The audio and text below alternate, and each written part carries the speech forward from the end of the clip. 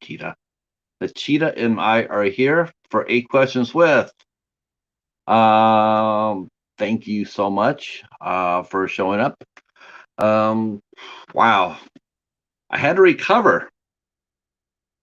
I just did an interview for Ricky from the old AFs. He launched his interview series, and I got to be a part of his debut show. And me and Voss and Ricky had a fun time and tore it up. Hey, TJ, how are you, sir? Yeah, we were really happy to be invited on Ricky first interview show, and we had a lot of fun. We talked about various lots of movies and had a lot of laughs, and uh, just want to say thank you to Ricky and Voss for having me on, and also to Ricky supporters who came out in mass to support the show.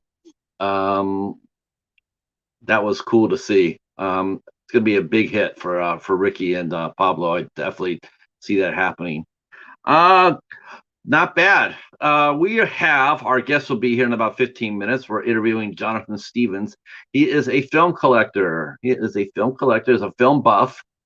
He loves movies. He has a YouTube channel, Plaidx2, which I should go ahead and grab and start dropping the links so you guys can all connect with Jonathan.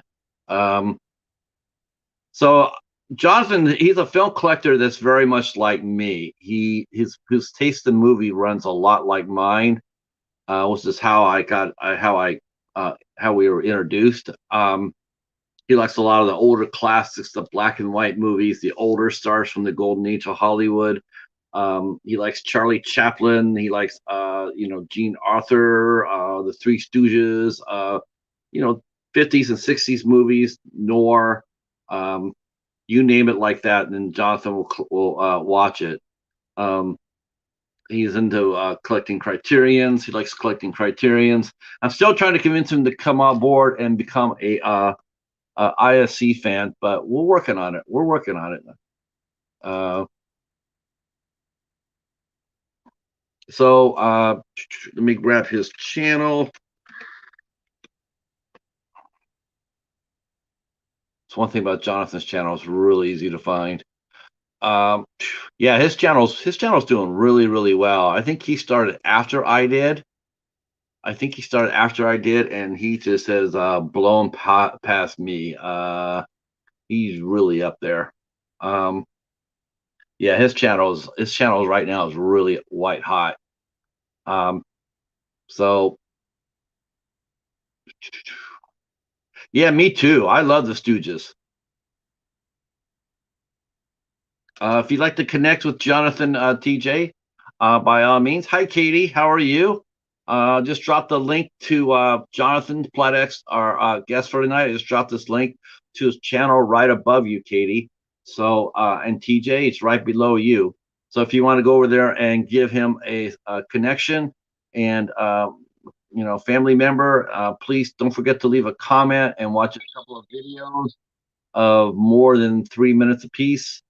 I'm sure you'll really enjoy his channel quite a bit.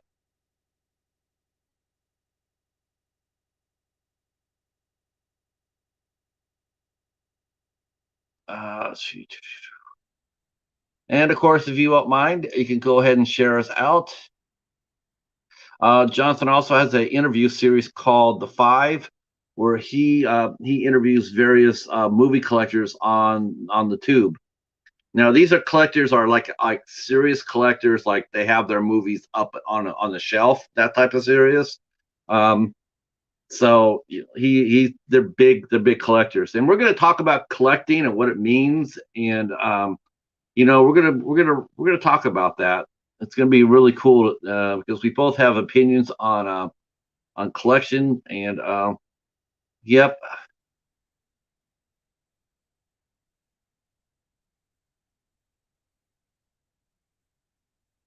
Hey, Waffles,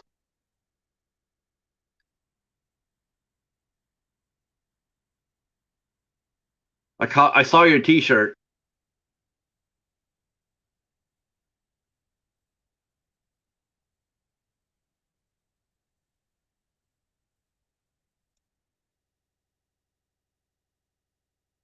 Yeah, we're talking about film collecting today. We're interviewing Jonathan Stevens from the Plaidx channel.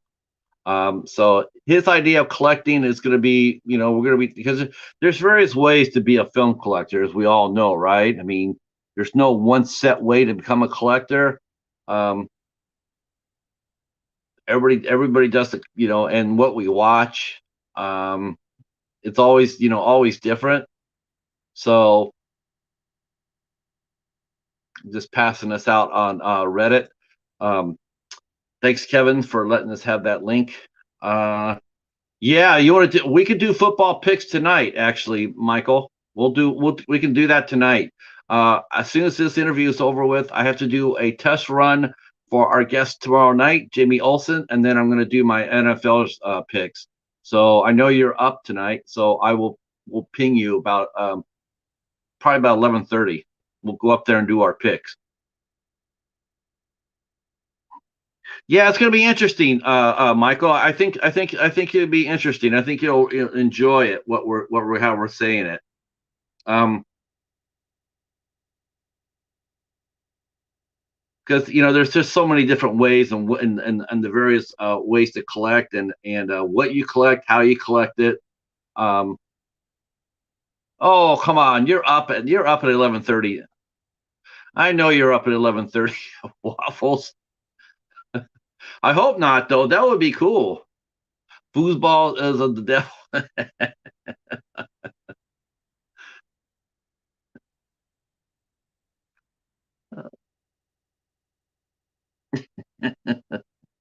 That has Hobbs' favorite girl in there. You know that the Water Boy stars Hobbs' second favorite screen queen. Feruza Balk is in that movie.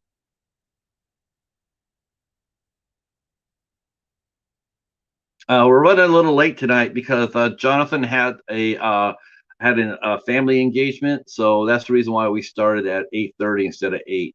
Um, didn't know that was going to happen until like an hour ago, but like I've always said, family comes first always. So not a problem to push this back a half hour. Um, so just glad you guys are here. Feel free to share us out. While I'm here, I can talk about the calendar. Calendar time. All right. Let's see. Tomorrow afternoon. Tomorrow. That's my motto, Michael, for sure. Family first. Then I will always tell anybody to put their family first. So tomorrow afternoon at 2 p.m. Eastern time, we're heading across the pond to talk to our friend Laura Dove at 2 o'clock. Um, and then tomorrow night, we'll be talking to our friend Jamie Olsen. She is a actress, producer, and director, owns her own production company, Olsen Productions. We'll be talking about life on independent films with Jamie. On the Friday, on at 8 o'clock, we'll be talking to um, Eleanor Lambert, the star of the film Time Now. She's also the daughter of Christopher Lambert and Diane Lane. So this is Hollywood royalty, so to speak. So we'll be talking about her career, and she's also an excellent writer too. I should We'll be posting that information down in the description box for her show. She's an excellent writer. She's written for several different magazines and digital magazines at Sprint. On the 9th of November, next Tuesday, we welcome in actress Polly Shannon. Polly Shannon she's a true star. She has done a lot of TV. She's worked with Burt Reynolds on his last movie. She starred with him in the last movie. She's done a lot of great roles, and she's a really sweet person. And so we'll be talking about her career, balancing her career with her family. Next Wednesday, we're back across the pond again. That's right, we're going across the pond again. On the 10th, we're talking to Irish actress Fran Winston. That will be at a 2 p.m. start. And then at 8 o'clock, we'll be back talking to our good friend Cedric Gaggle at 8 p.m. And then on the 11th of November, We'll be talking to director and wardrobe. I guess I call her expert because I've never talked to anybody who worked in wardrobe before. But we're talking to Kenneth Carella, and really excited to talk to her. I think she's fascinating, and she directed the short Unicorn, and then on the November 16th we welcome in uh, publicist Ruth Hill. Ruth Hill will be coming in here, and Ruth is a real sweetheart. I really like Ruth. I've known her for a couple of years now, actually about 3 years now. Um, we have the love all things Hallmark in common, and she is the publicist for actor Paul Green, and so we'll be talking to her. What's it like working with working as an assistant to a working actor? On the 17th, we'll be inviting Mike Markoff into the show. Mike Markoff is one of my favorite people, and he did a series called Death Squad, and he is constantly on the move. He is doing a lot of movies right now. We might have some special guests that night. I'm trying to decide about that. On the 18th, we have the lovely Cammie Storm will be here. She is an actress and model, and she's fantastic. Sure, you guys will really enjoy meeting her. On the 19th, we're talking to actress Chloe. Oh gosh, let's see. I can't even pronounce her name. This is embarrassing. I don't know how to say her name. But I'm gonna say Chloe, and she'll be here for a special show on Friday the 19th, and yep. Then on the 23rd, we have the group Rogue Origin, and wait till you meet those guys. Those guys are fantastic. They put together groups of short films of various scenes from different movies with different actors playing the roles, and they do these crazy stunt-filled fight scenes, action scenes. It's an amazing group, and so they'll be here on the 23rd, and then on the 24th we have Brian Jon of Huntophobia, which is a paranormal expert, and I will be joined by special guest co-host Kevin K of Tuber Chat. He'll be joining us on that for that show on the 24th. And then on the 25th of November, we have published author Jennifer Sullivan will be here. Actually, I think she's also an editor, if I'm not mistaken. And the last show of the month will be Marshall from the channel Mellow Nomadic Adventures. He will be rescheduled. He'll be rescheduled for the 30th. Let's see. Aaron Rodgers out this week for COVID. Yeah, that's awesome. Vicky Valancourt is the devil. Yep.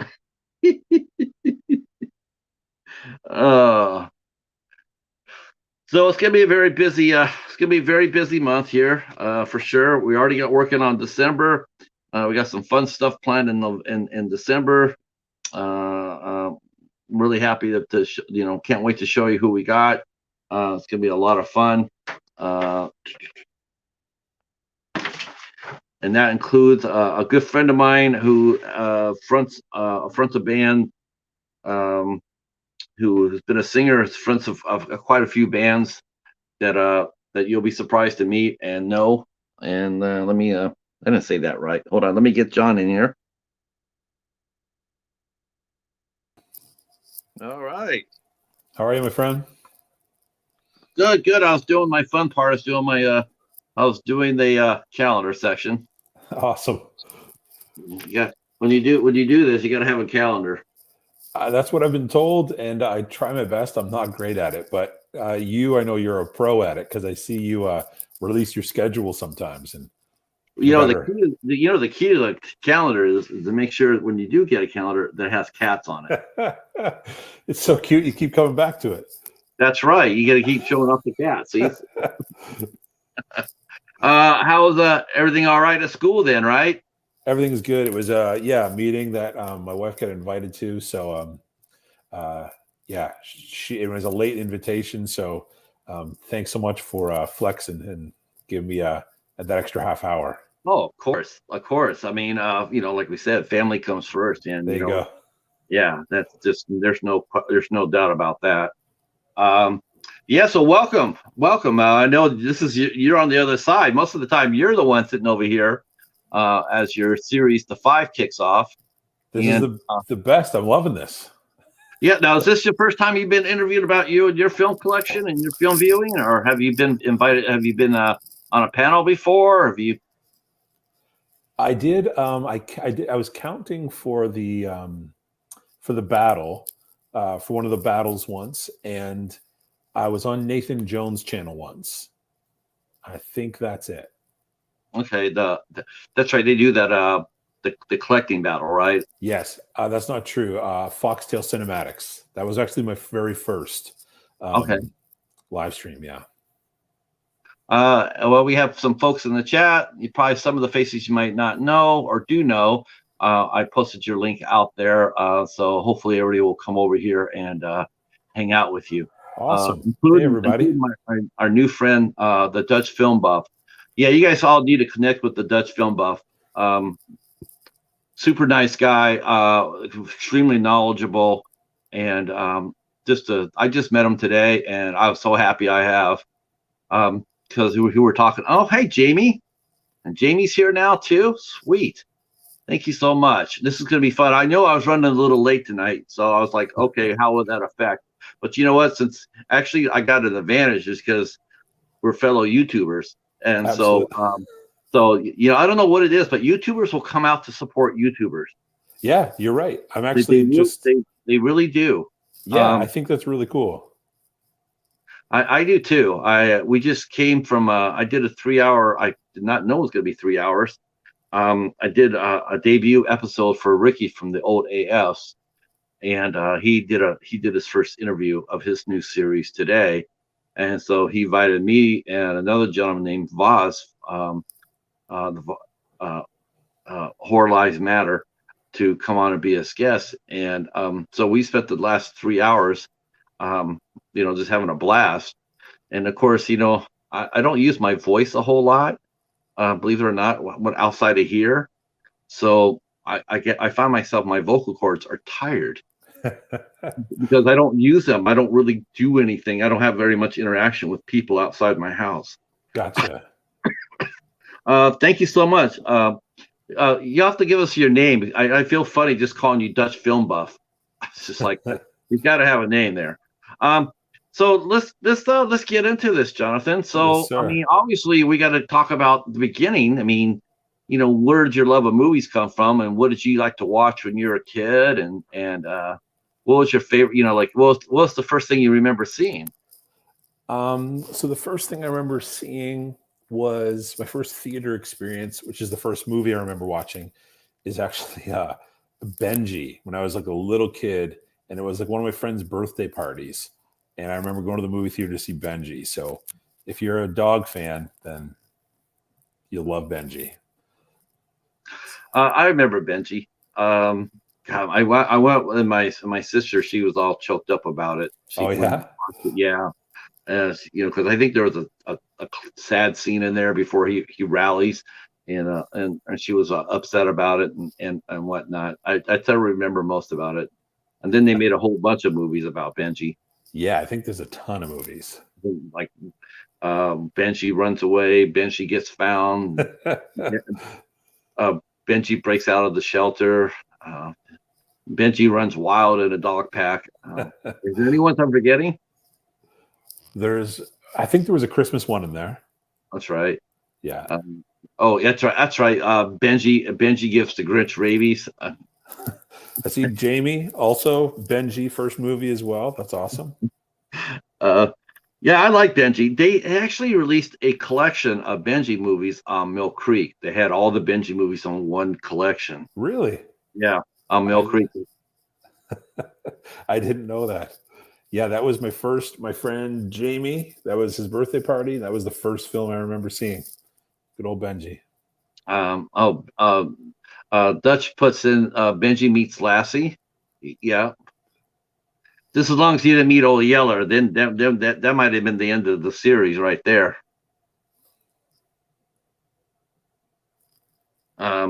Yeah, okay. So now you saw that at the theater, or were you at home when you watched it? Theater. Yeah, that was my first movie I remember, and it was a theater experience. And I didn't go to the theater that much as a kid at all. So I didn't start going till I was like 12.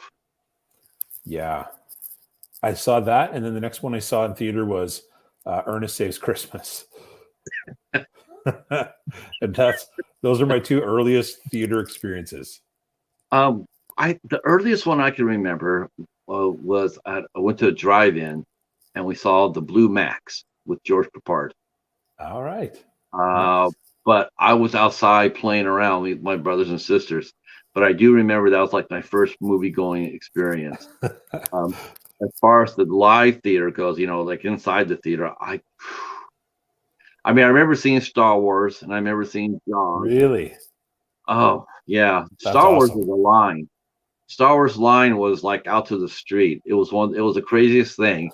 And they were showing the movie. I think the theater was the Montclair 6, and they were showing the movie on 6 screens, and that's all they were running, Star Wars.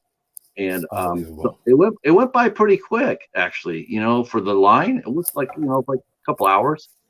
Crazy. Yeah, what's everybody's first movie experience in the chat? What's the first movie you remember watching?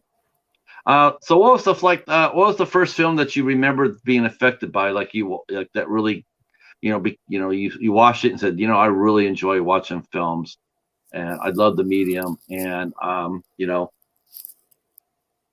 and did you watch a lot of TV when you grew up? So movies I didn't watch much of at all growing up. My parents had the only VHS I know I owned, like a legit VHS, was the original Teenage Mutant Ninja Turtles. And the only other VHS movies we had were taped off the television back in the day when we used to do that. And we had, like, I think one or two Star Wars films and one or two Indiana Jones films. And we had them on these old VHS tapes with the commercials. And yeah, and then because I was mostly sports growing up, so I didn't watch much movies until college, and then it was just took off from there.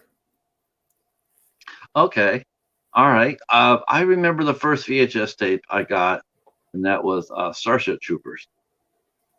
That's the first VHS tape I ever bought. Wow. Yeah, I mean we had cable, but as far as getting buying a tape, because they were so expensive back there. Remember? Oh yeah. You're talking VHS tapes used to cost like $50-$60. It's crazy when you think of it now. Yeah, I mean, you look at it now, you're just like, okay, so and the Betamax machines. Remember that was like $1,000 when the first VHS machines came out. Crazy.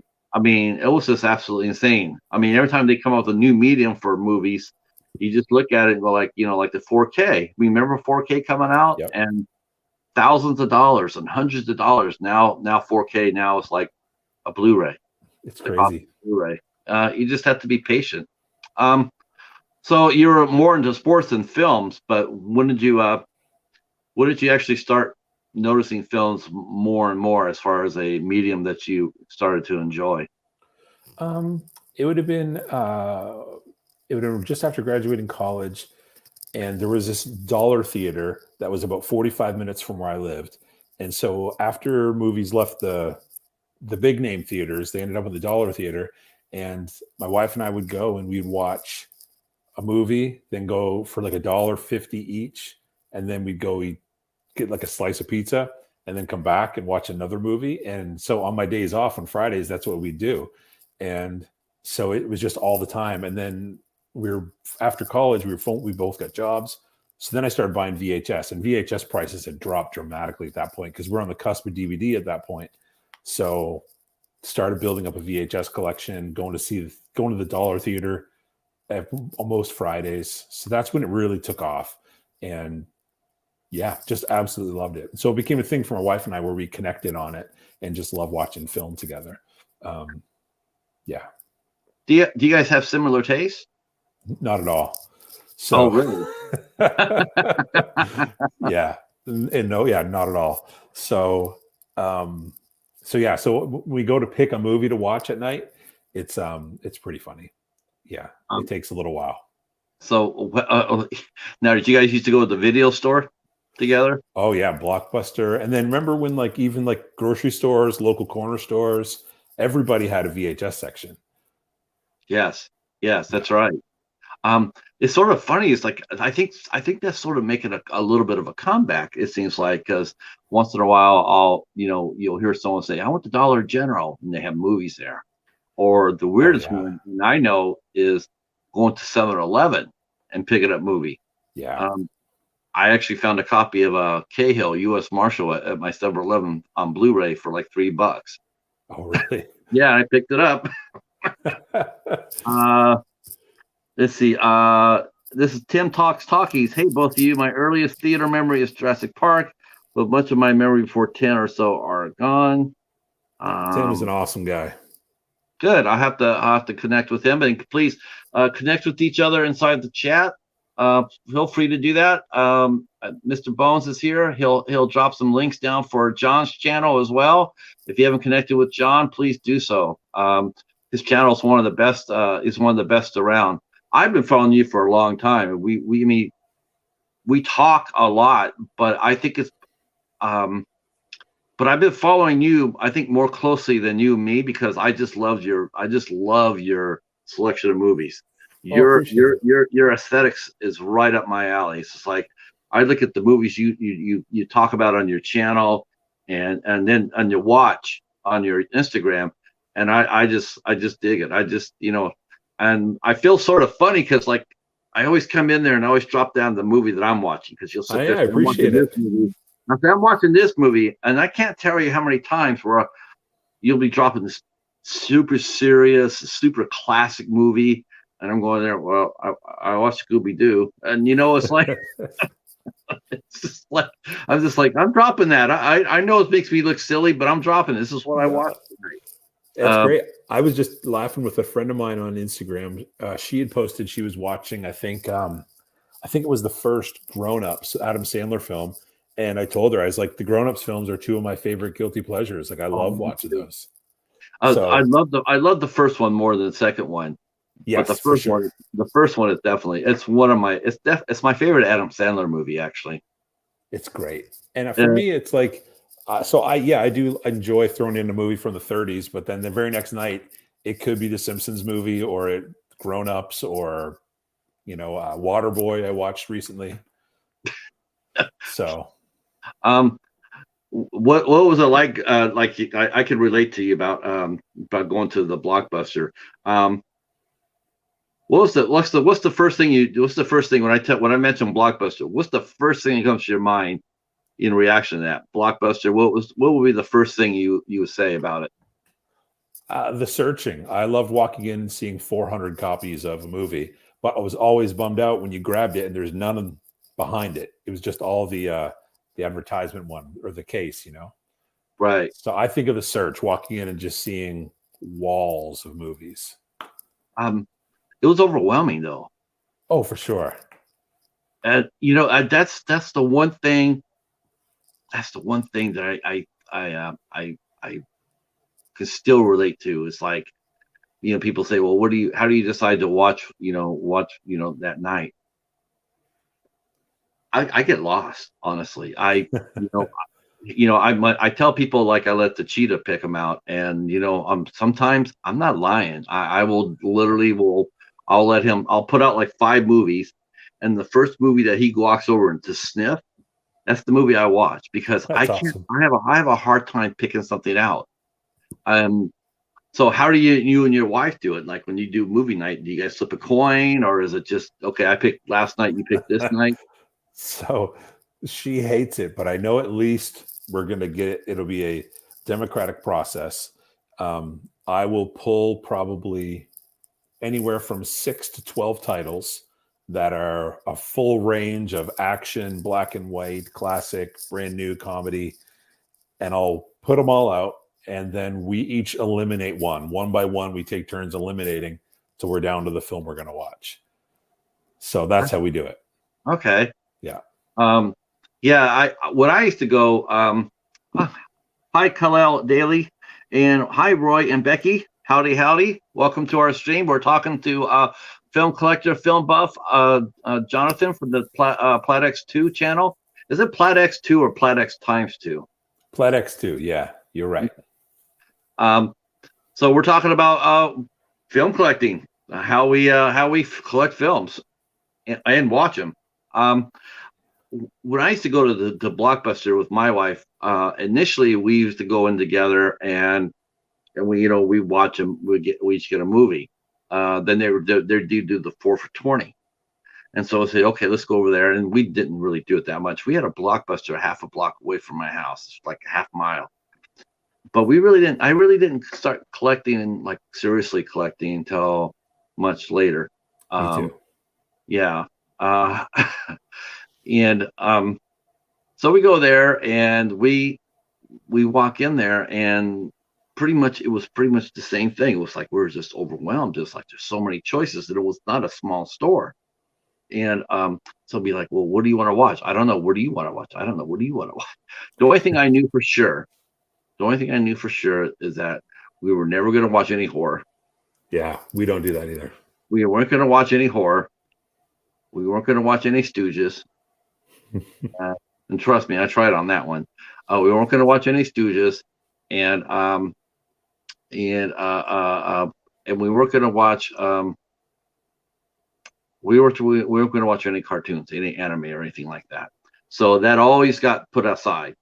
So we go in there and we would look around for stuff to watch, but after a while, she just said it was just so overwhelming. So she says, you go in there and you pick it.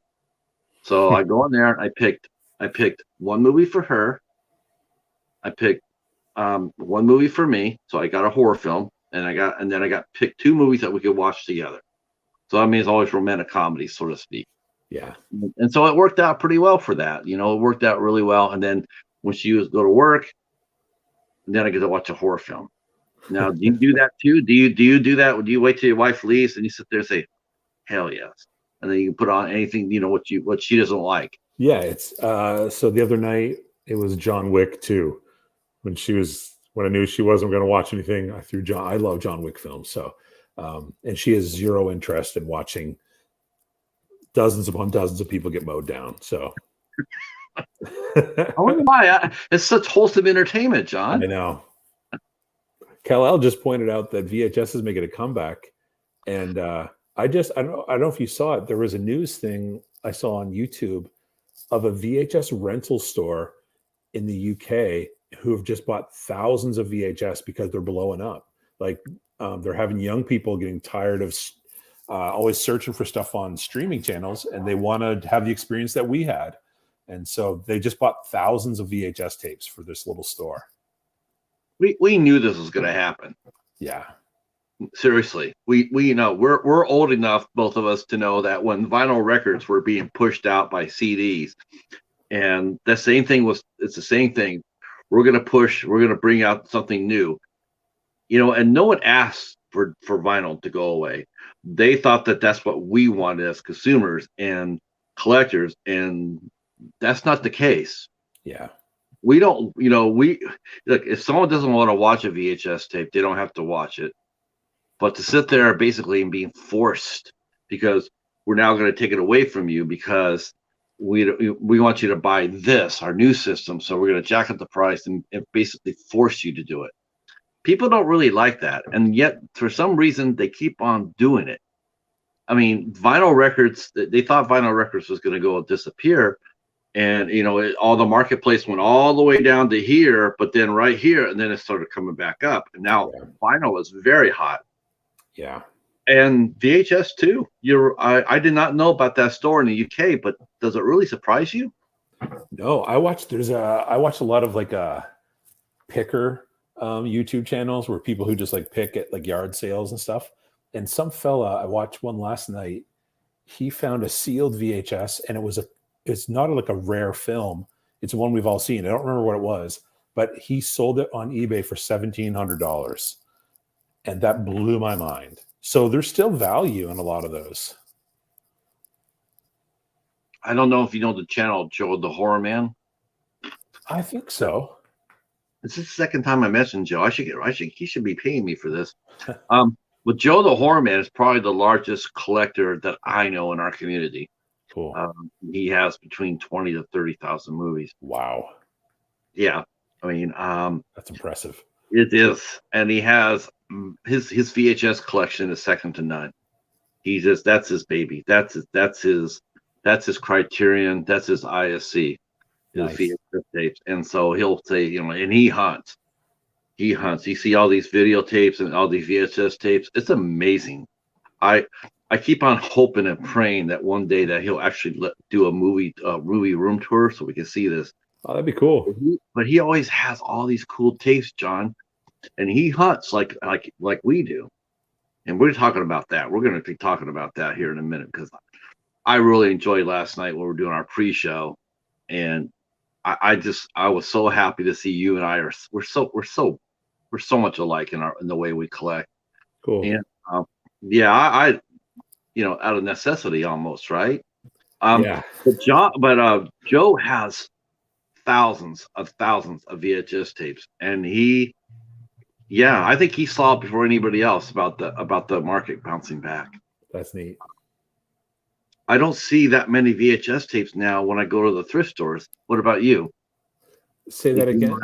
Do you see very many VHS tapes when you're hunting, when you're doing your film hunts? Yeah. So my local Goodwill has a ton of them.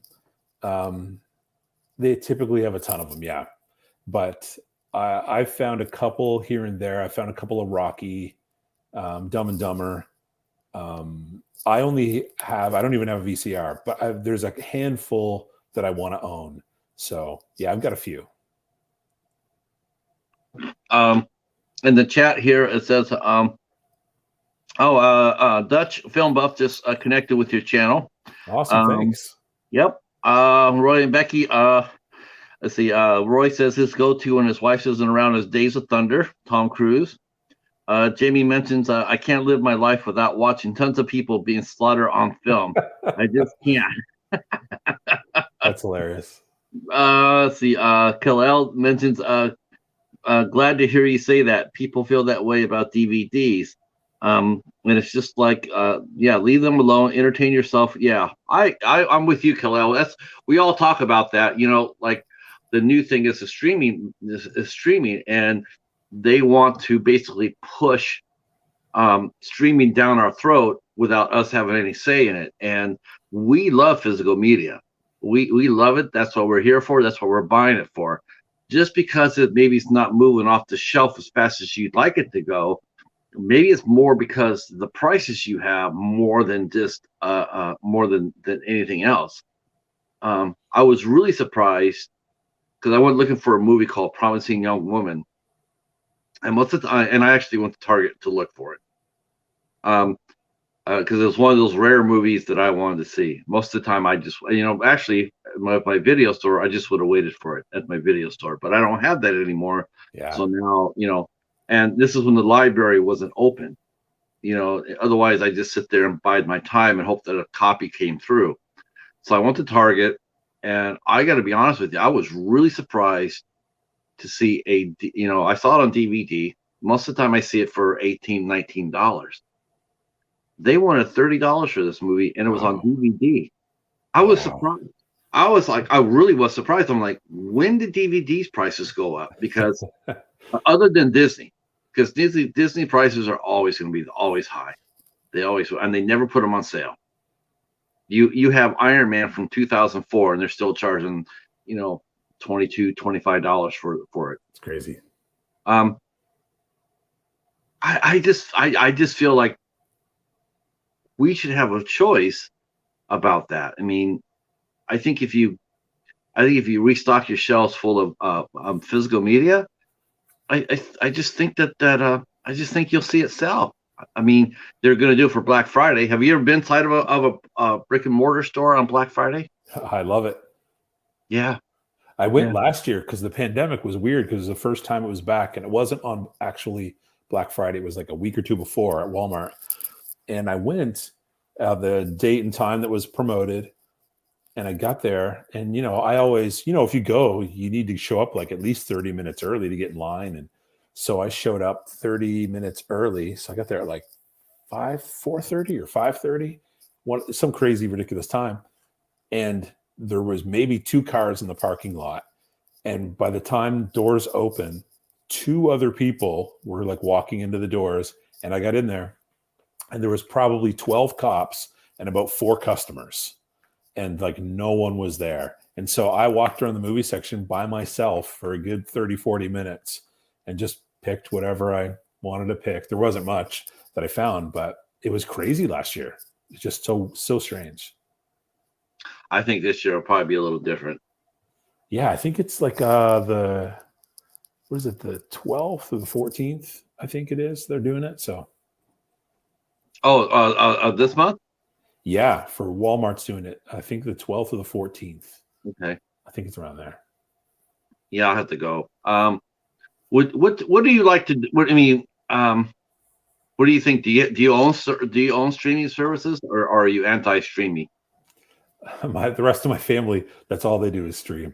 So I'm the one loner.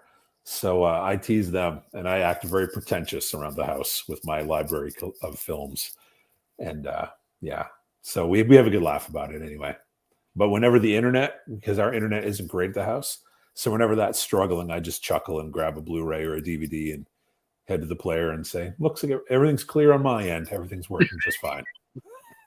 Yeah. See, that's exactly how it is, right? Yeah. Because that's I remember. I think I became like sort of anti that. I had an iPod, and I loaded up like 2,000 songs, and I'm like, okay, I got the iPad, and then Apple came out there and said, well, we're not supporting that we're not supporting that platform anymore. Yeah, so it was like all that money you spent into it. It's like now you can't do anything with it. You can't get any new songs. You can't do anything with it. You can't upload onto it or anything. And all the songs that you saved in the cloud, all gone. Wow. I think that's just like when people buy digital copies, like they're pushing digital copies. I could buy digital. I think they run the risk of the same thing happening, right? Yeah, at any time they can pull it, and at any time it can be edited. And so that's what I love about having a physical library is I know it's yours. Like you purchased it. It's in my library. I know no one's going to take it and no one's going to edit it. And my internet can go down and I'm fine. And also too, so we have, I think 3 or 4 streaming services, and the vast majority of my library, you can't find on any of those platforms. So yeah, so I don't know. So for me, and so I've got a family member who teases me about it all the time, my brother-in-law. And so we go back at each other, and he's all digital and I'm physical. And he's so funny because when he gives me the business, sometimes I'll be like, hey man, go find whatever it was, Dumb and Dumber at the time. And I said, is that on any of your platforms? And he's like, no. And I said, it's sitting right beside me. And then I threw out probably 4 more titles I knew he loved. And he's like, they're not on any of my platforms. And I said, they're all sitting right beside me. And so I'm not knocking streaming. I like it because I'll download stuff on my phone, and I don't sleep well. So if I wake up at 3 a.m. and can't go to sleep, I'll watch a movie on my phone. Or if I travel, I'll watch movies on my phone. So I like it to download for travel or for sleeping at night. So that's how I use streaming. What did you? Oh wow. See, Jamie mentions she got Promising Young Woman on DVD for way less. Yeah, I didn't get that. That's film. Buff says he kept 8 to 1,000 tapes. Wow. He has room for them. Kaleo says the same thing I said. I think it's a control thing and milking the consumers. We get rid of our media, and then all we have are their services. I agree with you there 100%. We see people don't realize streaming was never meant to replace physical. It was meant to take out cable, but somehow we let it compete with our media. You know what? That's what it meant to compete with cable. All streaming has done is just replaced it. That's all it is. You look at it, you're paying basically by the end of the day. Most of these people, if they really are honest, they look around and they go like, "Oh, I cut the cord because I was paying like $75 a month for cable." Okay, so let's talk about the streaming services. You pay $15 for HBO Max. You pay $15 for Disney Plus. You pay, $7.99 for Paramount Plus, and you're paying, and I think Disney and Disney Plus, right? They're two different ones, Hulu's and Disney Plus. Before you know it, you're right back to where you're beginning. You're still paying the same amount of money that you were for cable. So what's the difference? You're still, I gotta save money, so I'm getting rid of cable. I cut the cord years ago. I'm so glad. I wish I had done it earlier. I wish I had done it way earlier. Um, uh, uh, and streaming services. My brother gave me. He gave me his Netflix. He signed me up. Yeah, you can go inside Netflix. John, I had it for 2 years. I had Netflix for 2 years. You know how many movies I watched in 2 years? I'm guessing not many. I watched three. Wow. Three movies. He could tell when I signed in and how long I was there for. He sat there and say, "How come you're not watching the Netflix?" And I just said, I'm just not into that. There's you have to shift through a lot of shit to find the one gold nugget. Okay, there's something interesting, and a lot of it's all mainstream shit. It was just nothing really there. No independent films, no classic films. I'm sure that's changed now. This is a couple of years ago. There's no black and white films. There's no classics. No nothing. It was all this new stuff, and I'm just not interested in that. Mm-hmm. So I just told him, "says You go ahead and take it back." So when did you start actually realizing that you were a collector? When did you wake up and realize, you know what? I think I have a collection here. So my channel is about movies, music, and books. So music I've been collecting since 5th, 6th grade, and I've always had a massive music collection. So that's been my whole life. Books would be from about college on. I started collecting books. Movies would be post-college, and I would pick the occasional one up because they're just so expensive back then. So it would be rare, but I would pick them up occasionally. Like, remember when those VHS stores or Blockbusters, when they would be selling them and they'd like have them down to like $5.99 or $3.99. So I'd pick them up then. But yeah, so that's kind of like just gradually I would pick them up here and there. I would say serious collecting would only be like maybe 2.5 years of serious collecting, but general movie collecting for a couple decades. So what's the difference between a serious collecting and just casual collecting? What do you mean by that? So I would pick up, like, I remember buying like The Sixth Sense on VHS. It would be Braveheart. And it would be primarily mainstream films, which is nothing wrong with that at all. But I didn't really branch out into a whole lot more than that. Where now, especially since becoming part of this movie collecting community on YouTube and Instagram, I'm just being exposed to so much more. Before joining this community, I had no idea about the Criterion Collection. And now I'm just like, oh my gosh, there is this vault of unbelievable films from around the world.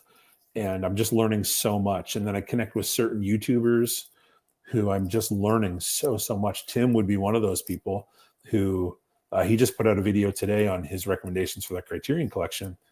And I'm sitting there like taking notes like I'm in class, so there's so many people in this community I've learned so much about. So I would say I went from collecting the biggest mainstream titles once in a while to now going, oh, I actually love this style of directing. I love this actor or actress. I love this decade of film. And so now it's much more specific. Yeah, I guess for me, when I first started collecting, it was born out of tragedy. And Okay. So I went down to the Dollar Tree and I just picked up like whatever they had. Didn't know what it was. Didn't care. Just grabbed it. and I just and I went home and I would use that for white noise because I don't sleep well either. And I just put it on there, and I would put it on, and I didn't know what I was watching. I just put it on there. It would just wake over me, and I was doing whatever I was doing or trying to sleep. And it was like that for maybe like a year, Wow. a year. And then I realized that, it's like, okay. Then I realized that I was getting into it. And someone had mentioned that there's a video chain, because I thought Blockbuster was gone. And says, well, there's another chain. It says, there is? Says, yeah, there's a chain called Family Video. And they're like, I seem to remember that. It was by a pizza place that we used to go to. And says, yeah, they do movies. Says, do they sell? Do they sell copies? Use copies like Blockbuster? And they said, yeah, I think they do. So I rolled in there I said, okay, I got off work and I got in my car and I knew where the Family Video was. It's like another half mile the other way. And I went up there and I walked in and it was just like, wow. And the prices were just so cheap. They're selling, DVDs for as little as $1.50 a piece or 2 for $3. It was $1.99 or 2 for $3. And I was like, wow, this is really cool. And I just started again, I was just blind buying because I just, and I realized, I don't know when, I don't know, I can't tell you the movie, but all of a sudden it's like I was watching a movie for the very first time. Wow. After 18 months. It was like, okay, I'm watching this. I'm actually paying attention to this. I'm sitting down. I'm not walking around, not working. I'm not just sitting in a daze somewhere or where I'm actually watching it. And it was a really good movie about nobody I knew or anything else. I thought, wow. And I went downstairs and I looked in this box because I had a few movies before. I had that my wife had given me, and I had on a little stand. I mean, it's a small stand, and I had those there, and I was like, and I looked down, and it was like for the first time, I noticed this big box. I had all these movies in it. John, I'm not kidding you. I didn't remember a single damn one. Wow. Never watched. Could not tell you any. They're still down in my basement. I could not tell you when I got it, what it was, who was in it, or what it's about. Even to right now, I have to go back and have to rewatch those because I don't know any of them. I just, Wow. and but I realized that I had a collection. Um, and I was like, wow, this video store is really cool. And so I started going to the video store, and I started getting good deals. And then they would have a 10 for 10 sale.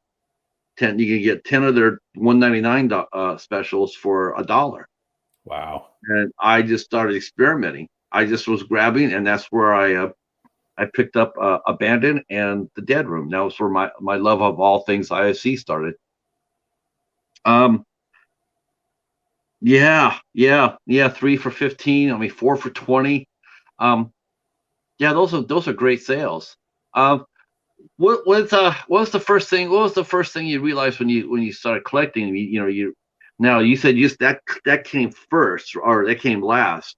Now, did you like movie scores?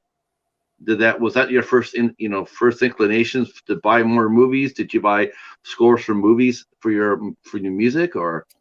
No, I didn't have much for soundtrack. The only soundtracks I remember owning at the time, now I buy them like a lot. But I remember owning Braveheart and loving that soundtrack. And I remember owning the Titanic soundtrack. And that'd be about it back then. Now I love picking them up. And yeah, but not back then, no. It would have been film first and then soundtrack. Where now, like yeah, there's tons of sound. I think of tons of movie soundtracks that I love now. So, like Reality Bites is a great soundtrack. That Thing You Do is an amazing soundtrack. I just picked up You collect? Are you more into soundtracks or are you more into scores? I'm good with either. Like I just picked up Schindler's List, which is just a score, and that's deeply moving. It's great. Yeah, I'm into both. I listen to them on my office at work all day. So okay, yeah. It's funny. It's like I have scores too, but then I discovered Spotify, and so I just created a list out of there, and I could put that on while I'm working. Nice. but I still have a lot of my scores too.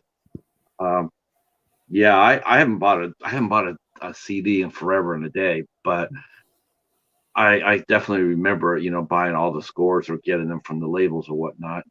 Um, what was the first time you what's the first boutique thing you ever bought? Like you mentioned Criterion. You never heard of Criterion before, but what was your first Criterion film that you did get?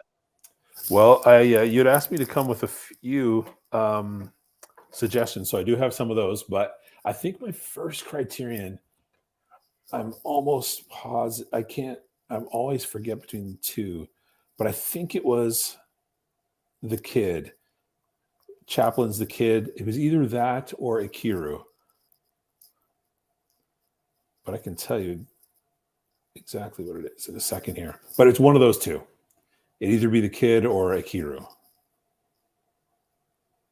Now, did I know you're a huge Charlie Chaplin fan too, and I think Absolutely. that's what The Kid was, right? Charlie Chaplin. Yeah. Okay. Well, where did you now that was when did you get your love of like that kind of film? So, Stooges or Charlie Chaplin or Laurel and Hardy and so I actually, I've got some Laurel and Hardy, and I'm okay with those guys. Abbott and Costello, I do struggle with those guys. I don't find them as funny. Stooges, I haven't watched in a very long time, so I need to revisit that. Um, but Chaplin, the first Criterion I saw, I was so taken by him because and I don't know how much Chaplin you've watched, but he just masterfully blends comedy, romance, drama, and it's so choreographed so perfectly. And if you listen to through some of the special features, he would take forever just getting like a step right or a turn right. And it's brilliant. So the first Chaplin film I saw, I was like, that guy is a legitimate genius. And he has me. And he does that little kind of like wry smirk looking, he knows what he's doing. And I just think he's a genius. So that first one that I purchased, and it was The Kid. That one just sent me. So as soon as I watched that, I was like, I have to have all 8 from the Criterion Collection, all 8 Chaplin films. And so I have collected all 8 of them now. So now you and I were talking about this during our pre-show. I'm going to bring this up now because this will probably be a lot of fun to talk about. But there was a YouTuber named Beth who had the channel Red Rum Records, and she was very active in the community, and she's the vinyl community and the film community. But a couple of months ago, she said that she was taking a break from the community because she was sort of disillusioned when she first got here. It was more like it was more like it was talking, it was more discussion about films.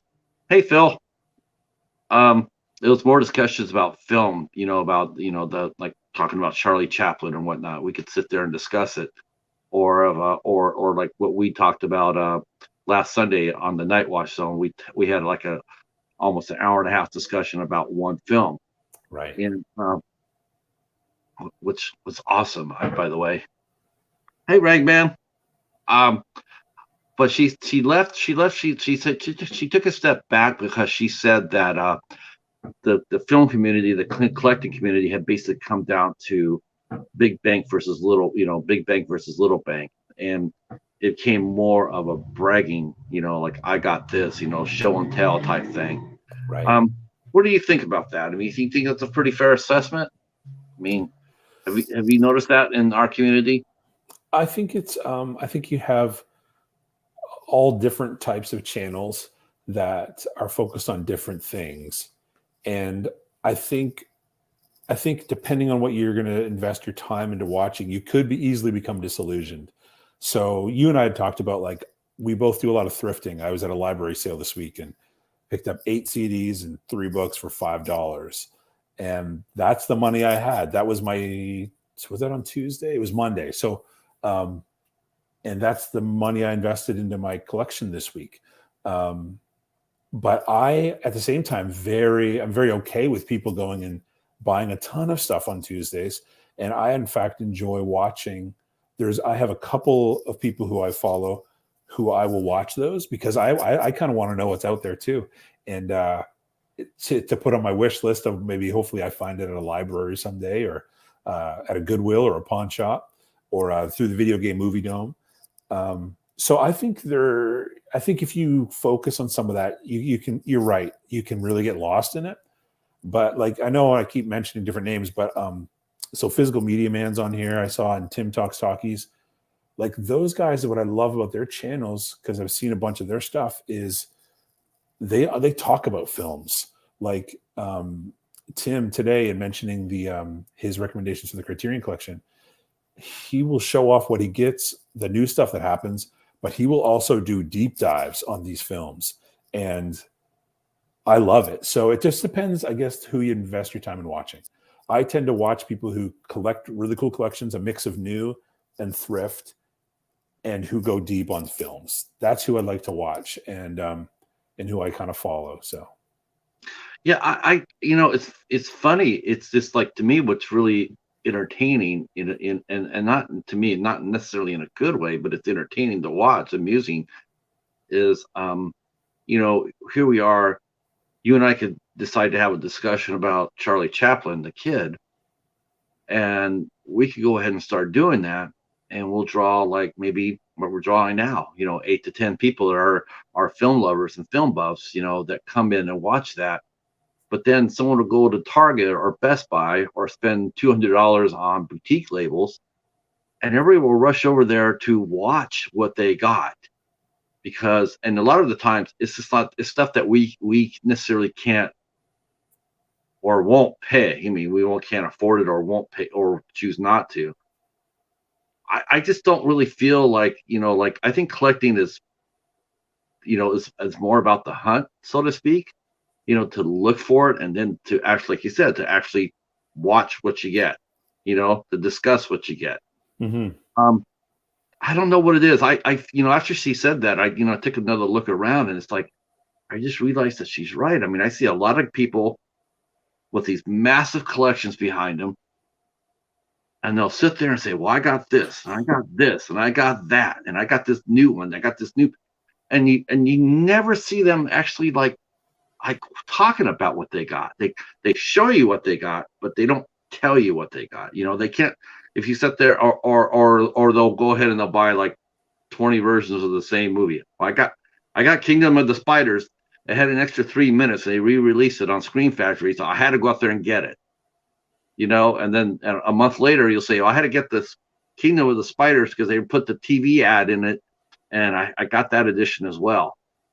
Do you think it's more of a gotta have it or brag about it more than it is people really loving the film that they're getting and really respecting the process? I mean, to sit there and watch a movie and respect what you're seeing more than just grabbing. I mean, you put a lot of time and effort into your collections. What I'm saying, it's like you're thoughtful about it.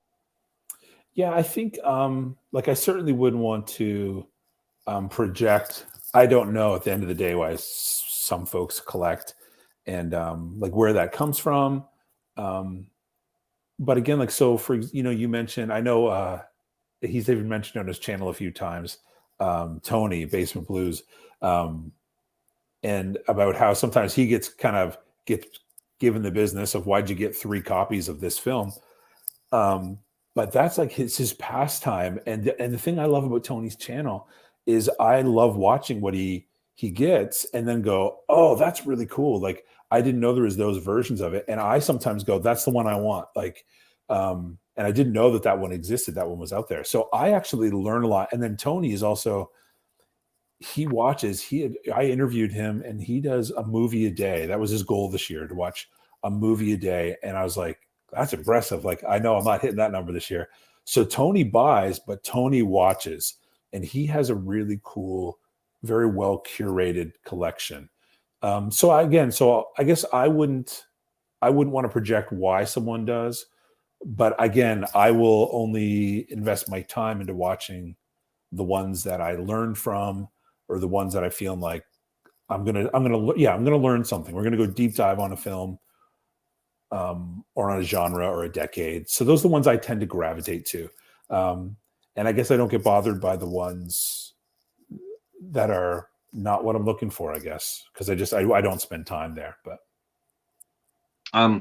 I think when it comes down to like the deep dive, like you're mentioning, I don't think anybody does it any better than the Night Watch Zone.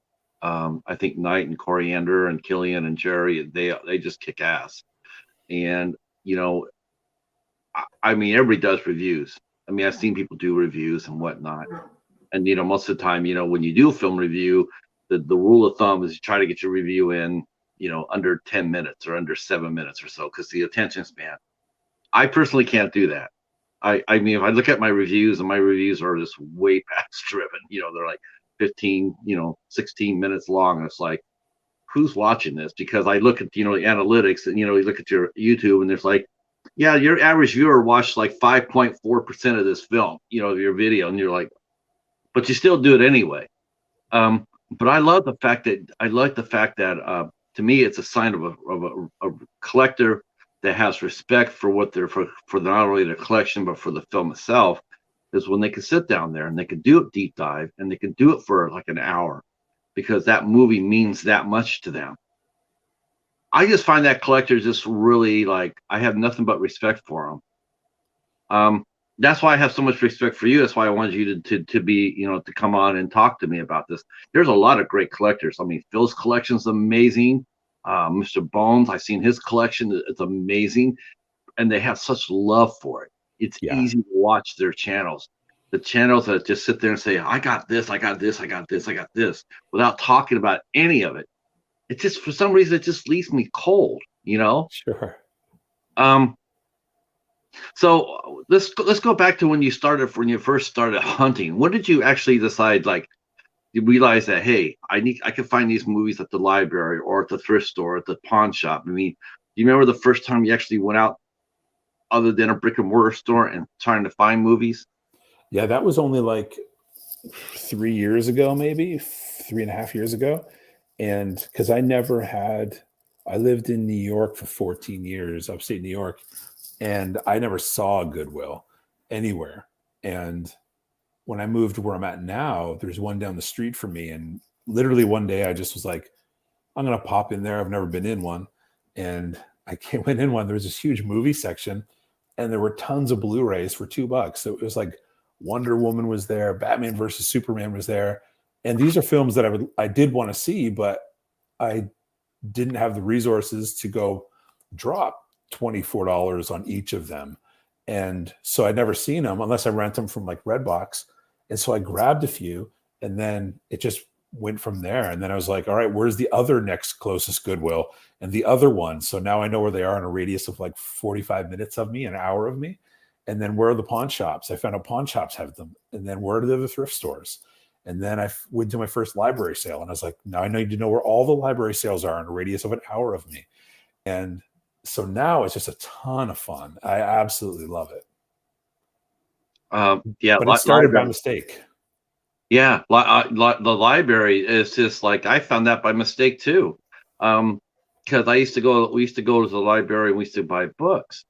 You know, back then I wasn't collecting, and we used to go buy books, and then you know, the store was just the little bookstore they had. It was just so unwieldy, and but they renovated it, and I can't remember what it was, why I went there, but I went there. I went to the library. I think I went to get to see it. You know what it was? I think I just went to get a book, and they had revamped their store, and I went in there, and I saw all the movies there, and then I found out they were on sale for at the time they were selling them for $1 per disc.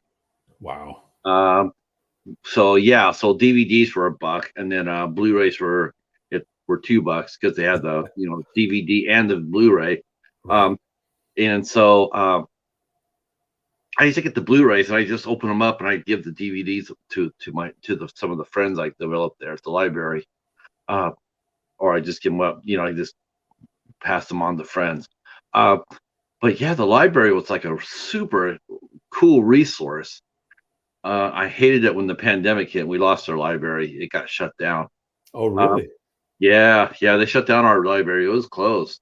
Wow. Yeah, I mean, it's just now, and yeah, it's a whole library story. Ooh, that could get me going. But I go there every Tuesday when I can, and that's probably that and the Dollar Tree store are probably my last two, because I have a Goodwill near me, but their prices are not anything like yours. Your Goodwill is a good Goodwill, because mine is not. All the ones around me now, the one in town where I'm at is still holding, but all of the other ones are starting to go crazy in the prices. Okay, I was going to ask Yeah. you. I was just going to ask you, what's your price point when you look for a movie? I mean, what's the most you'll pay for it? Well, Well, it just depends on where it lands on my wish list. If it's a movie, like if I found a Gene Arthur film, I mean, I'm going to pay for it. I'm fine with paying for it because I want that.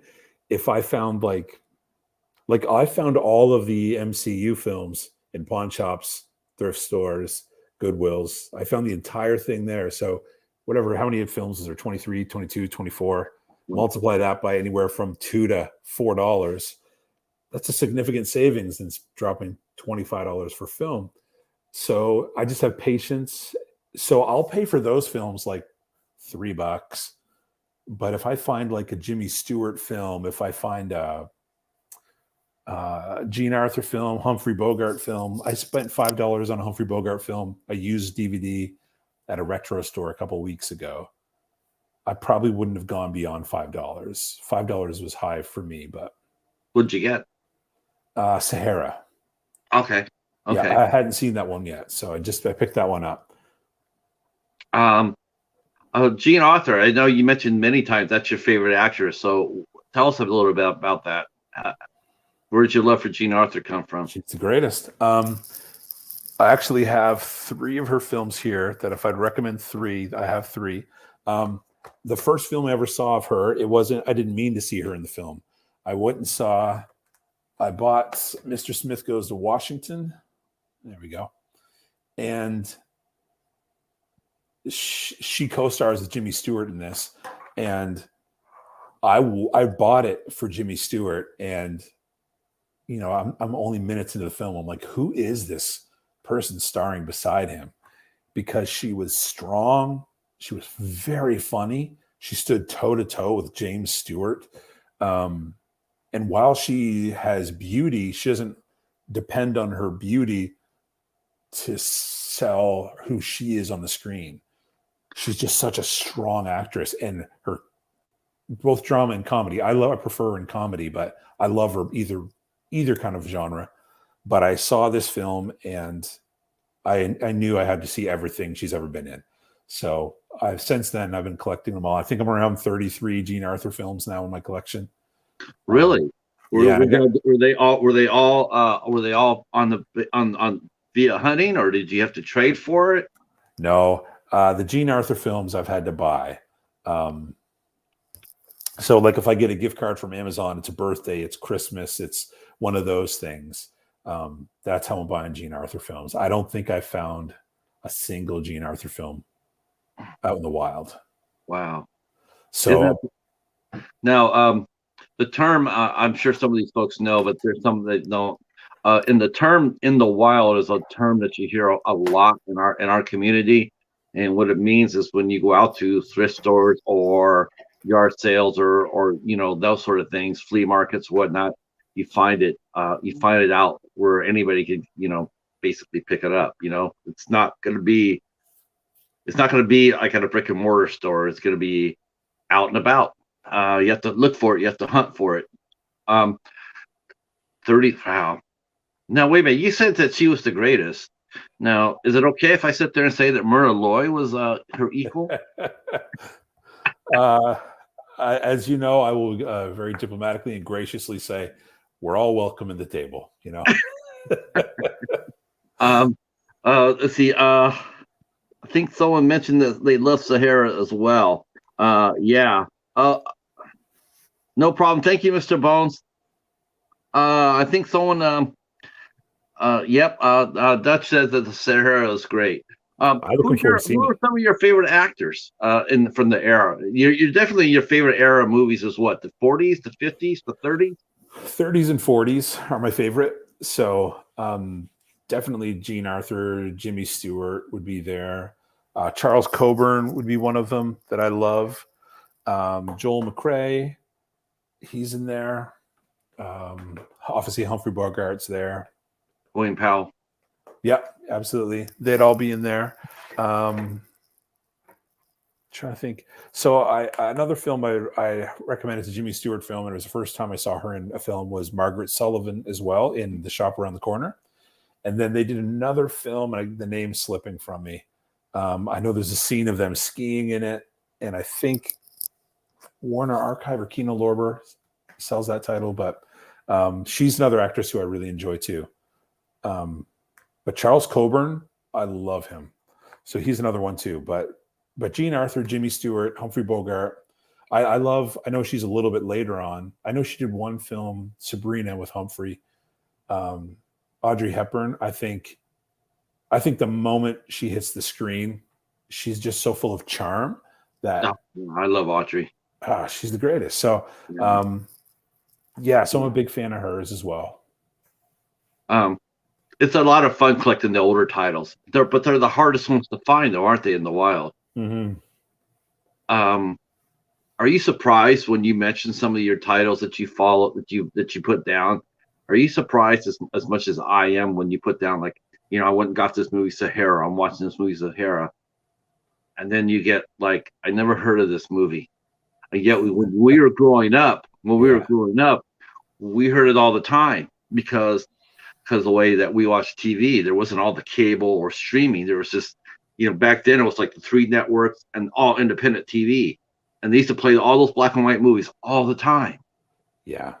But as it evolved and the independent TV stations went away, those movies, their window of being watched slowly diminished. Yeah. You don't really see them that much anymore, unless there was like a dedicated, unless they did like until the Turner Classic Movies.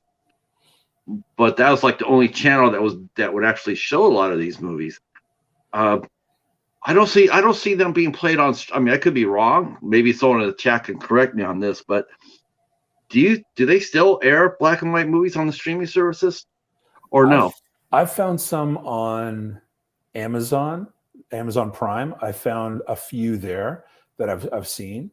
But no, I agree with you. Like, if I post, and I know, like, so my channel and my Instagram account, really, I know a lot of people won't watch my content or look at it because it is a lot of older stuff I will talk about, and I'm okay with that. But I've made some great friends who are into that. Like Tim Talks Hockey, and I've mentioned him a number of times. And yes, Tim, you're right. Mortal Storm is the one I was thinking of. But Tim is also a big fan. He watches tons of current stuff, but he's also a huge fan of older films as well. And so I found a really cool community on here. Like, I know yourself, you're into those films. There's a bunch of people on here that are into that as well. But it is a smaller niche. Like, you know what I mean? Like, I know my video will get more views if I'm bringing up MCU, all that kind of stuff. And I like some of those films a lot, but the black and white stuff for me, it's relaxing for me. So it's calming. Anytime I watch a black and white film, it's a noir, it's suspenseful, it's a comedy, it's a romantic film. I just am so chill and relaxed when I watch that stuff. And so that's part of the reason I watch it. I'm a big fan of calming down. The world's crazy enough, and those films make me chill out a little bit. So, well, we mentioned earlier about you and your wife both watching films together and how you pick it out. But how do you pick it out? How do you pick out the movie when you're by yourself? Just the mood, depending on I'm in. Time of life. Am I stressed? Am I struggling with anxiety? Am I sad? It just depends. So like if I get the house to myself, because it's a rare thing that I can throw some movie on middle of the day and crank the volume as loud as possible. That's very rare. So if that happens, it's going to be high action.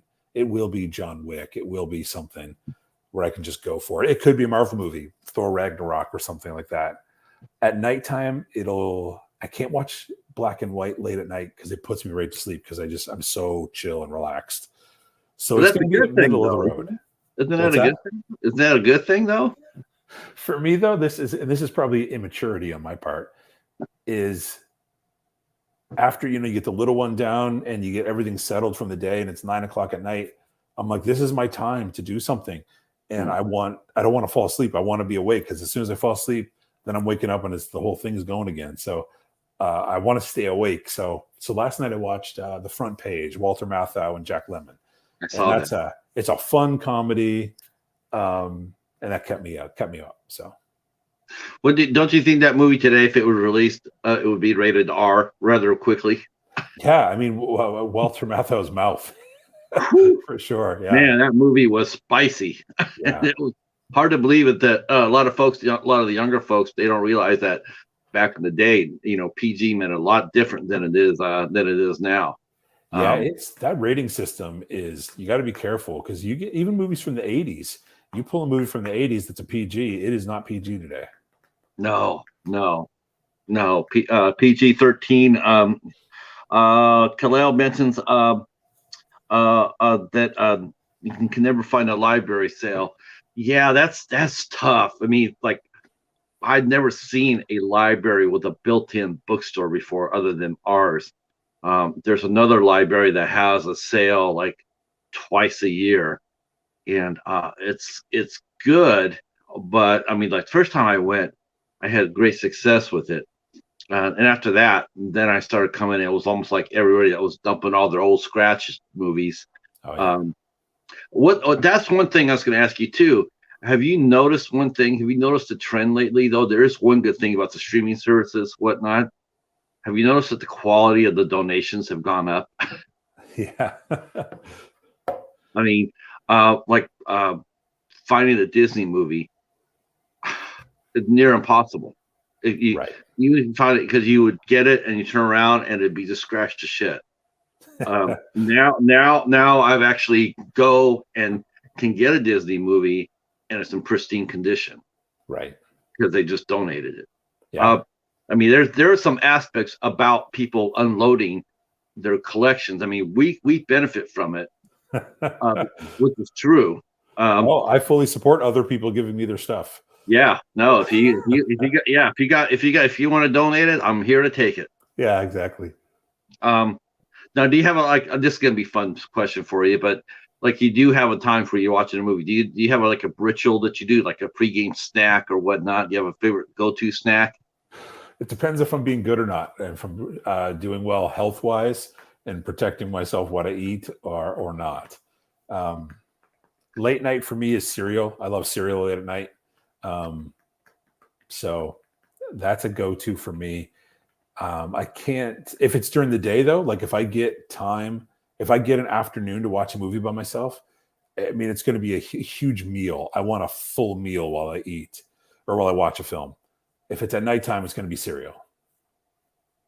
Hold on here. All you ever wanted in life is Bush. What should I do? Probably go to another channel for that.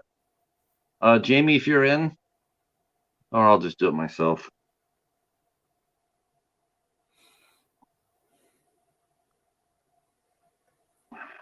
Yeah, this is a rare thing. This never happens to me.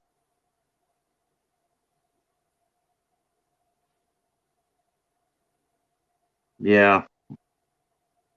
Well, I don't know if Jamie's here or not. Well, the one time it happens. Hold on here. I'll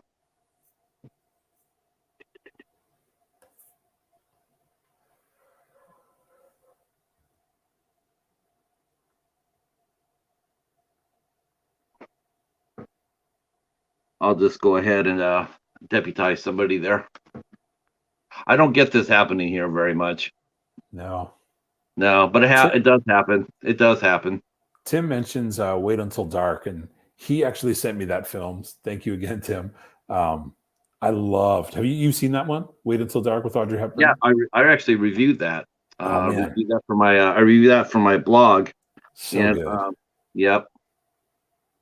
Ragman, if you refresh your screen, I think you'll see something there. If you could use it, that'd be awesome. Um, yeah, I reviewed that. I love Audrey Hepburn. You know what? It's funny. It's like I found a copy of Sabrina. I got a copy of Sabrina. Her movies actually very hard to find these days. I mean, again, this is a further proof of what I mentioned before. It's like before you never even think about it. You think, like you go to you go shopping, right? You go out in the wild, and you always see all these movies on the shelf all the Yeah. time, and then it's like you don't even think about it. But now you go back, and now all those movies are all gone. They're Yeah. all disappearing. Whether it be attrition or people, destruction, or who knows what happens. But it's just like they're all gone, and it's like, now you take it for granted. Like before, when I first started collecting, I started going to the library. I would see tons, and I do mean tons. I could have collected it like 10 times over. The Sons of Anarchy. Oh I yeah. could have collected that. Dexter, X-Files. I mean, some of those shows I could have collected 10 times over. Buffy the Vampire Slayer. Oh my God! If I Yeah. saw one Buffy, I see 20 seasons of it. Now, not so much. Yeah. It's really fascinating to me as a collector, because I'm out there looking for that, and you just don't see it anymore. Um, and do you ever trade? Do you ever engage in trading? I mean, how do you feel about that? Yeah. Is that I'm is totally that down. too you down? Yeah, I like that. Because there's some, like, I curate my collection pretty heavily. So if I buy films, so when I do a haul, wherever that's from, if I watch it and I'm like, yeah, this is not for me, I know I won't watch it again. I'll either trade it into a store, trade it with another movie collector. I'll usually do one of those two things, or just give it away. So like sometimes if I know friends are collecting a certain actor or actress, or need a certain film for their, like, a director, I've sent some of those people's way. And one of the reasons I think that's important to do, and why I enjoy that, is because people have done the same for me. So I want to reciprocate that kindness as well. And so people have been very generous with me, and so I try to be generous also, and send stuff people's way. So even if it's a film that I know is out of print and worth something, but if I know I'm not going to watch it, I'd rather send it to someone who will watch it or who's collecting that. So Yeah, me too. I like I've only done a couple of trades. Both good. Both good. I believe in giving more into the trade than I get, because I don't know why. I just feel like it's just, um, if someone asks me for one movie, I'll send them two. Just to make sure. sure that, I just want them to make sure that, they're taken care of. But yeah, I mean, I guess that would be, is it hard to find people to trade with? Have you ever had any problems? Encountered any problems in that? I haven't, but I vet I vet people. So if someone contacts me and wants to trade, I will contact five other people and go, "Have you ever done any trades with this individual? How did everything go? Was everything gone smooth?" And because I don't want to get ripped off, and I don't want, you know, so anyway, or any uncomfortable interactions with folks. So I've had no issues, but again, I do check with people, and I typically only trade with people who I know other people have traded with who I do trust. So Okay, that's helpful. yeah. What are some of the if someone came to you, John, and they sit there and say, you know what, I want to get into the movie collecting business as well. I like movies a lot. Um, what would be like maybe 10 films you would start them off with, to tell them to start the collection with? Uh, Mr. Smith Goes to Washington. Where we are we? There we are. Mr. Smith Goes to Washington, for sure. So I brought a few. So I would do old ones like The Shop Around the Corner. There we go. There we go. Shop Around the Corner. The Jimmy Stewart and Margaret Sullivan. These are two films. You mentioned just bring some films. So these are two that I would recommend that I don't hear people talk about a lot. And one is A Monster Calls. Have you seen that one? Yes, yeah. I had a That hard time. I had a hard time with that one. Oh, I was bawling my eyes out crying. Yeah, it took me like 4 times until I could watch it. If you've walked through grief in your life, that is a film that will wreck you. And so that for me, yeah, it was one that was, while I cried throughout it, I found it to help me kind of in my healing journey a bit. So, Uh, have you seen Bringing Out the Dead, Nicolas Cage? I've heard about that, but I've never watched that one. But I know about it. It's a Scorsese film. I know Nicolas Cage gets joked on a lot. This is such a great film, and I never hear anyone talk about it. And I wish Criterion would release this one. It's a Scorsese film, but Nick Cage is in it. Patricia Arquette, John Goodman, Ving Rhames, Tom Sizemore. It's a great cast. That'd be another one I'd recommend too. What Criterion film would you recommend? The sale's going on right now, so I brought 3 just recommendations, non-Chaplin recommendations. From 1937, Make Way for Tomorrow. Okay. This one it's about time. It's an elderly couple who, just due to health-wise, they can't do it anymore, live together. So, but neither of their children can take both of them. So one child takes the dad, one child takes the mom, and they're just missing each other. They just want to be together. And so it's a heartbreaking film, and it's a hopeful film. It's a reminder of time and caring for each other. So that's a good one. A Face in the Crowd. This is 1957. Andy Griffith. And this is it's a really powerful film. So he's kind of like, he's a radio guy, and he does, he's an entertainer, guitar player, and he is really good at using his voice, his power, his influence. So it'd be great for today, like people who are influencers, in a negative way. And it makes you think of people who use their power to control the masses, and they know they're not above board. It's a great, great film. I believe Andy Griffith said he struggled through filming that one because he is a monster in that film. So I know Andy Griffith from the Andy Griffith Show, Matlock. He's the sweetest, nicest guy. In this film, he's a monster. And I think a lot of people would be really surprised to see him as a bad guy.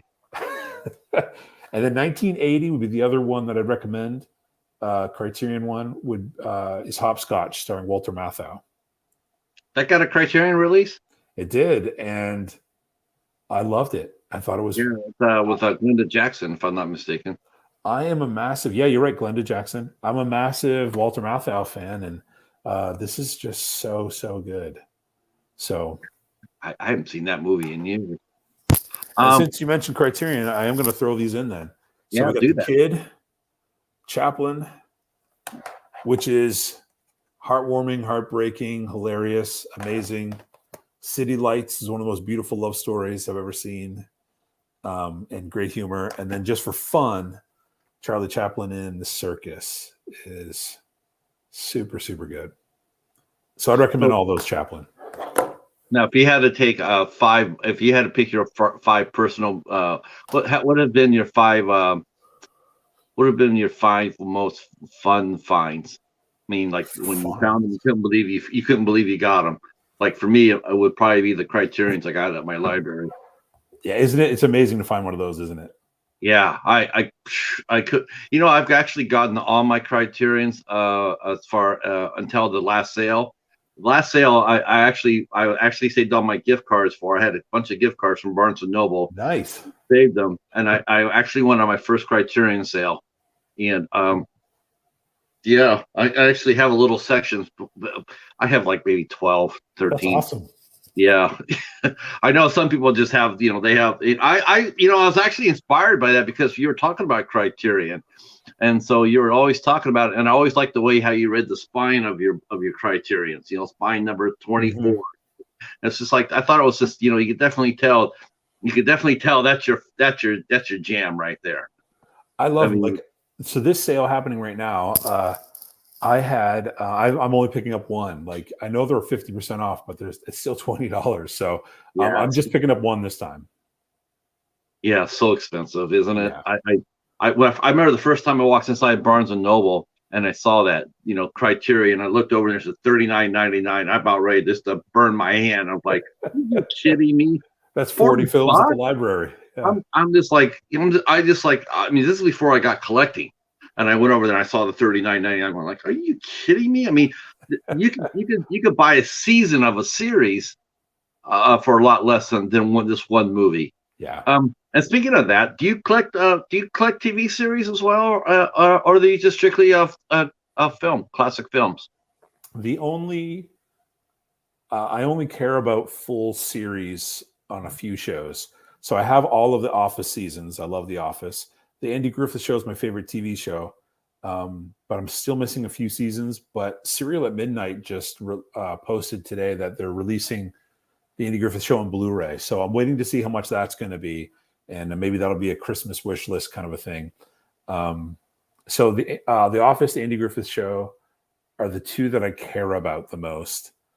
But I have Parks and Rec. I found that, speaking of fun Goodwill finds, I found that at Goodwill once for, I think it was $5, the entire series. So I picked that up. And then I pick up, I've got half of Modern Family, but I'm not pursuing that. If I see it, I'll add it to my collection. Right. Frasier, I love that show. If I see it, I'll pick it up. I've got one season of Dukes of Hazzard, one season of The Munsters. Yeah. But I don't pursue those. You're like me. You're like me. Yeah. And some of them, to be honest, I don't have a ton of time to watch all this stuff. So like a full TV series. So I'll pick up, for The Simpsons, for example. I think it's a funny show, but I have one season. There's one other season I want to buy. And then that's good for me because I just want to watch an episode every once in a while. Right. Yeah. Where The Office, I want to watch the whole show. But Dutch mentions this, and I have to agree with him about this. About the he's talking about too expensive Criterions. I really have issues with the boutique blue industry. That's a good question. What do you think about that? I mean, do you think the boutique labels, as we know them now, do you think they exploit what's happening with the physical media? Well, I don't know. I don't know how much it costs to do all that they do. I know that artwork is to pay the artist to do that is expensive. To do the restorations costs money. To get the licensing costs money. So I don't know what the cost actually is, but you do have to question, for example, in Criterion, which I love that label, but you do have to question, when they drop it down to 50%, they're still making a ton of money. Sure. It's 50% off. So so to jack it up for the majority of the year to that price. So yeah, they're running the prices on them for sure. But again, I don't know what it costs to pull those things off. And, it's funny because I've seen people mention this before when they collect the boutiques. They'll they'll rent out a set and they'll rent it out there. They'll charge it. They'll hype it up, and people will spend the money for it. And then they either after the initial hype, where everybody spends all their money, they either knock the price down or they'll come up with yet another version. Here we are releasing the same thing, 6 months later, but this time we're putting in the movie trailers in it. They add little pieces to it to make it new and exclusive, or a brand new cover. That's what I mean. To me, you see people all the time when they're doing their show and tell videos, oh, look I got 20 copies of this right here, and it's from the thing, from Severin. Let's pick on them because I don't like them. So they're Severin, right? So Severin comes out there and they charge $40 for this one movie, and then 4 months later they'll add something to it, a new cover or whatnot, or slip cover, and then they'll come there and say, well, you got to get this. We're only charging you $35 for this one. I just feel like that's just it exploits it. And it's funny because I see all these collectors and they spend that heavy cash on that. And it's just why not just come out with the definitive copy of it? So, and put it at a fair price, because so everybody can enjoy it. Yeah. I mean, I just feel like they exploit us, in a sense. It is tough. If there's certain, I can't find these Chaplin films anywhere else, that are this quality. So I have picked up Chaplin DVDs from, generic studios or not studios. anyway, companies who pumped out some of Chaplin's stuff, and the imaging, the transfers were terrible. So Criterion is like, in my opinion, the gold standard. And so there's all that Chaplin stuff. I'm so thankful I can get it through them. They've released 2 Gene Arthur films, which I maybe wouldn't have had without them doing it. And like Kino Lorber's one, their prices are lower, but Kino has, I want to say I've got 5 Gene Arthur films through them. And if it wasn't because of them, I wouldn't have them on Blu-ray to have the quality of image. And so I am thankful. But for Criterion's releasing the 4K of Citizen Kane. I'm super curious as to hear what it's going to look like. But I don't feel the need to run out and buy it because I do have it on Blu-ray already. And I'm just going to keep that one. But I am very curious. So I hope other people buy it so I can hear all about it. So. The chat's buzzing here. I'm sorry to the people in the chat. I'm sorry I'm not really keeping up with it.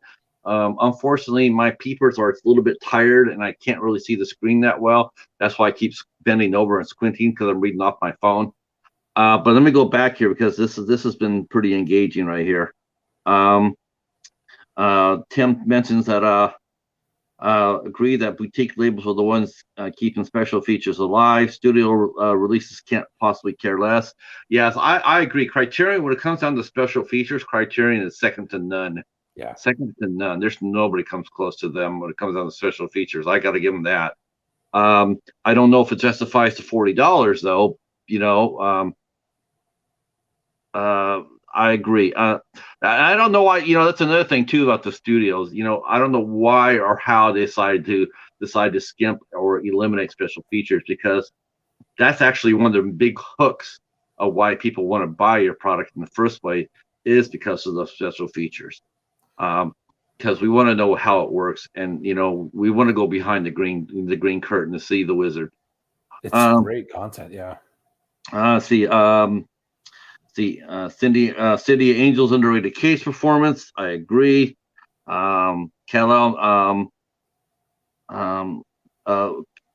Okay, he mentions that he loves Casino and Goodfellas. Yep, they're physical media man's here. They also hold their value better than most. I sold quite a few Criterions I didn't like for what I paid or more. Wow, I didn't know anybody could not like a Criterion. I have not yet to see a Criterion film I have not liked, and that includes Harold and Maude, which is not one of my favorite movies, but I did enjoy the Criterion release of it. They're talking about bringing out the dead. That's a great film. I've heard about that. Dutch mentions most of the stuff Criterion is releasing in the States I bought for a quarter of the price on regular DVD years ago. Yeah, see, that's the thing. See, I there's a few movies that did, if they did come out on a DVD, unless I found it at the library or whatnot, I mean, or have a gift card, there's just no way I can afford it. You know, I got to be able to, you know, that's the only reason I was able to use the sale last time, because I had all the cards. But otherwise, it's like saying things like people talking about the difference between 4K, you know, Blu-ray and DVD. And to my eyes, it doesn't really make a difference. So that's why I'll, you know, I can buy a DVD for $1 and be perfectly happy with it. Sure. It's hard to knock Criterion on the sell point when they're the manufacturers retail price. When they regularly sell for that, honestly, nobody should ever be paying the $39.99. Oh, I agree with that. The Barnes and Noble is just like the worst place to go for a movie. That's probably the last of all the places that sells movies. Barnes and Noble probably would be. I would tell people that would be the last place to go. The prices are so overmarked. I know they had or Amazon. I think Tim just mentioned this. Amazon consistently throughout the year has great prices on a lot of that Criterion stuff. Like some of it stays $20 all year long. So I've picked up stuff throughout the year through them. So they have some good prices. Yeah, I know that. I know that Warner Brothers Archives. You know, Warner Brothers got basically taken over, and they ended the Archives website. They moved the whole the Archives to Amazon. So now they have an Amazon store for Warner Brothers Archives. As far as I know, too, they're still having the same sales. The 4 for $44.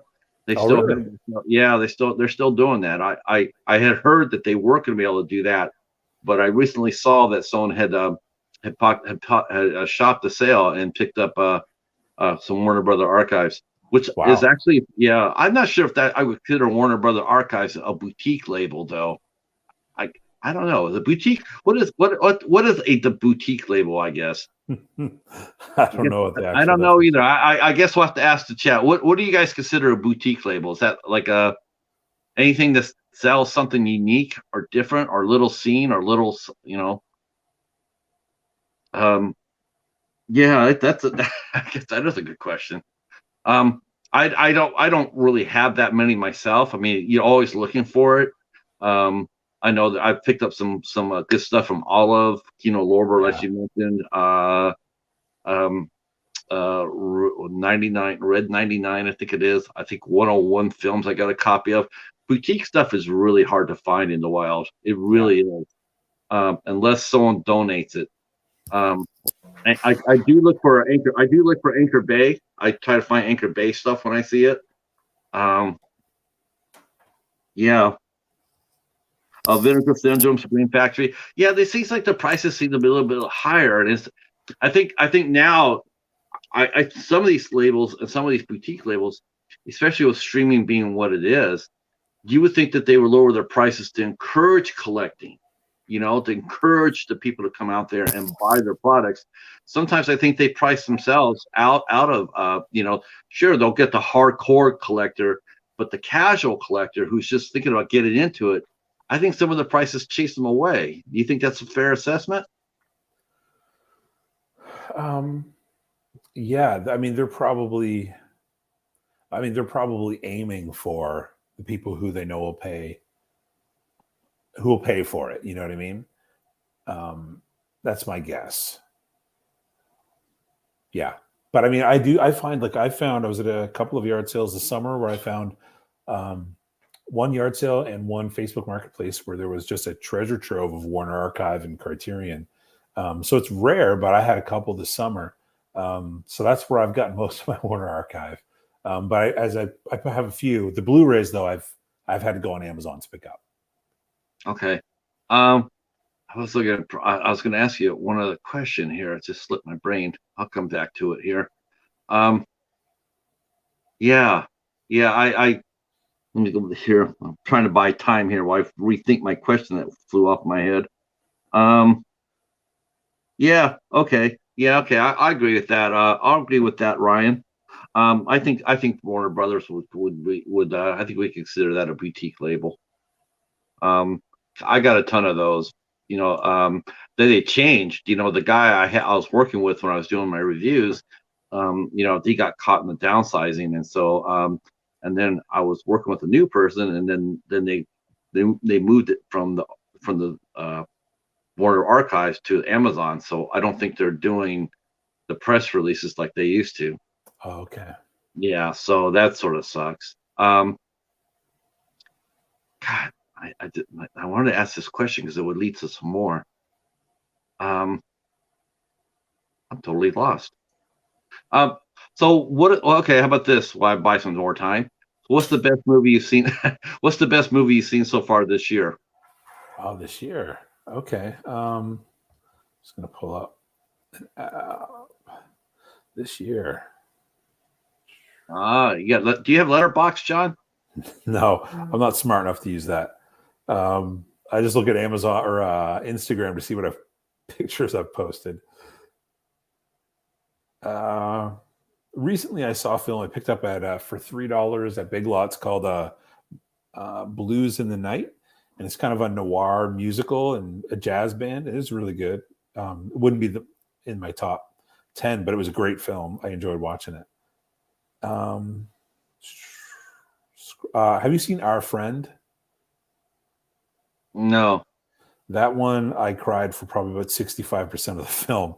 It was incredibly powerful. Yeah, that one destroyed me.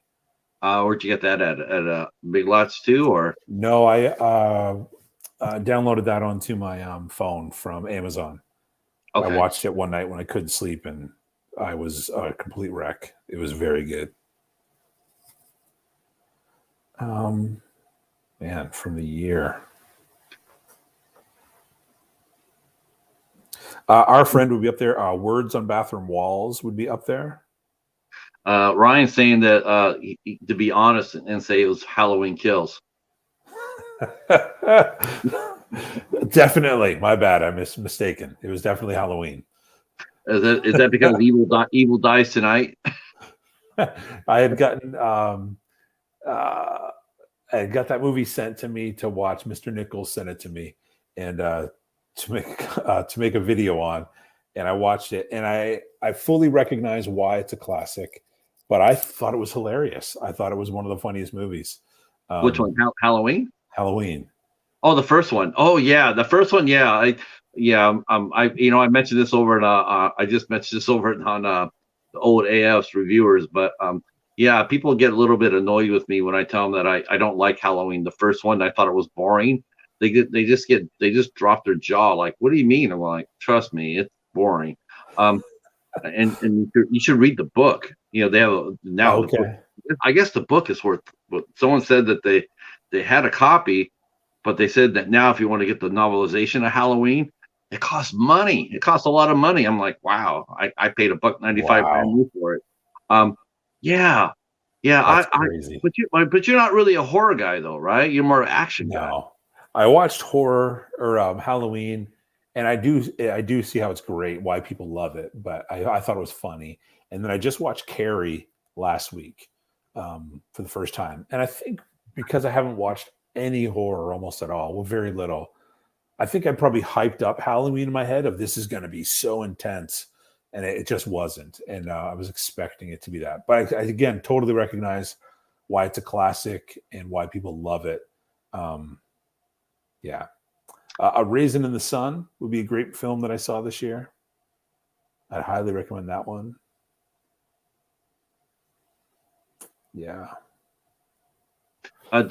You mentioned earlier about writing it down. Do you keep since you don't have a letterbox, do you write down the movies and shows that you want to get that they're like what you're looking for?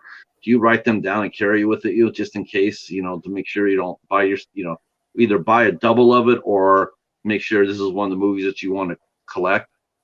Yes, I use the Sort It app, and so I've got here we go. So all of my films are I have like the movies I own and then my wish list, and so it's just on an app, a free app, and so that's what I use to let me know. And then I have in my notes, I do have like my list for Gene Arthur films, the ones I have and the ones I'm looking for. So you'll have to send me your list of what you're looking for, so I'll keep an eye out for you. I've got 2 silent films that have terrible transfers. I got to find. Kino Lorber just announced they're releasing 2 films on Blu-ray, so that's not for a little while. And then Public Hero #1, I got to pick up. And then she was on 1 episode of season 10 of Gunsmoke, so I got to pick up that 1 season. And then the only other things that are released is 2 films that she's not credited in. So she was in a Buster Keaton film called 7 Chances, and she wasn't credited, but she was a secretary in that film. So there's a couple of those I got to pick up. So I'm almost there from her released filmography. Okay. Kayla mentions Warner Archives is 2 friends. I agree, and thank God that you mentioned Carrie because that let me catch my question. So this will be our last topic I'll cover with you tonight.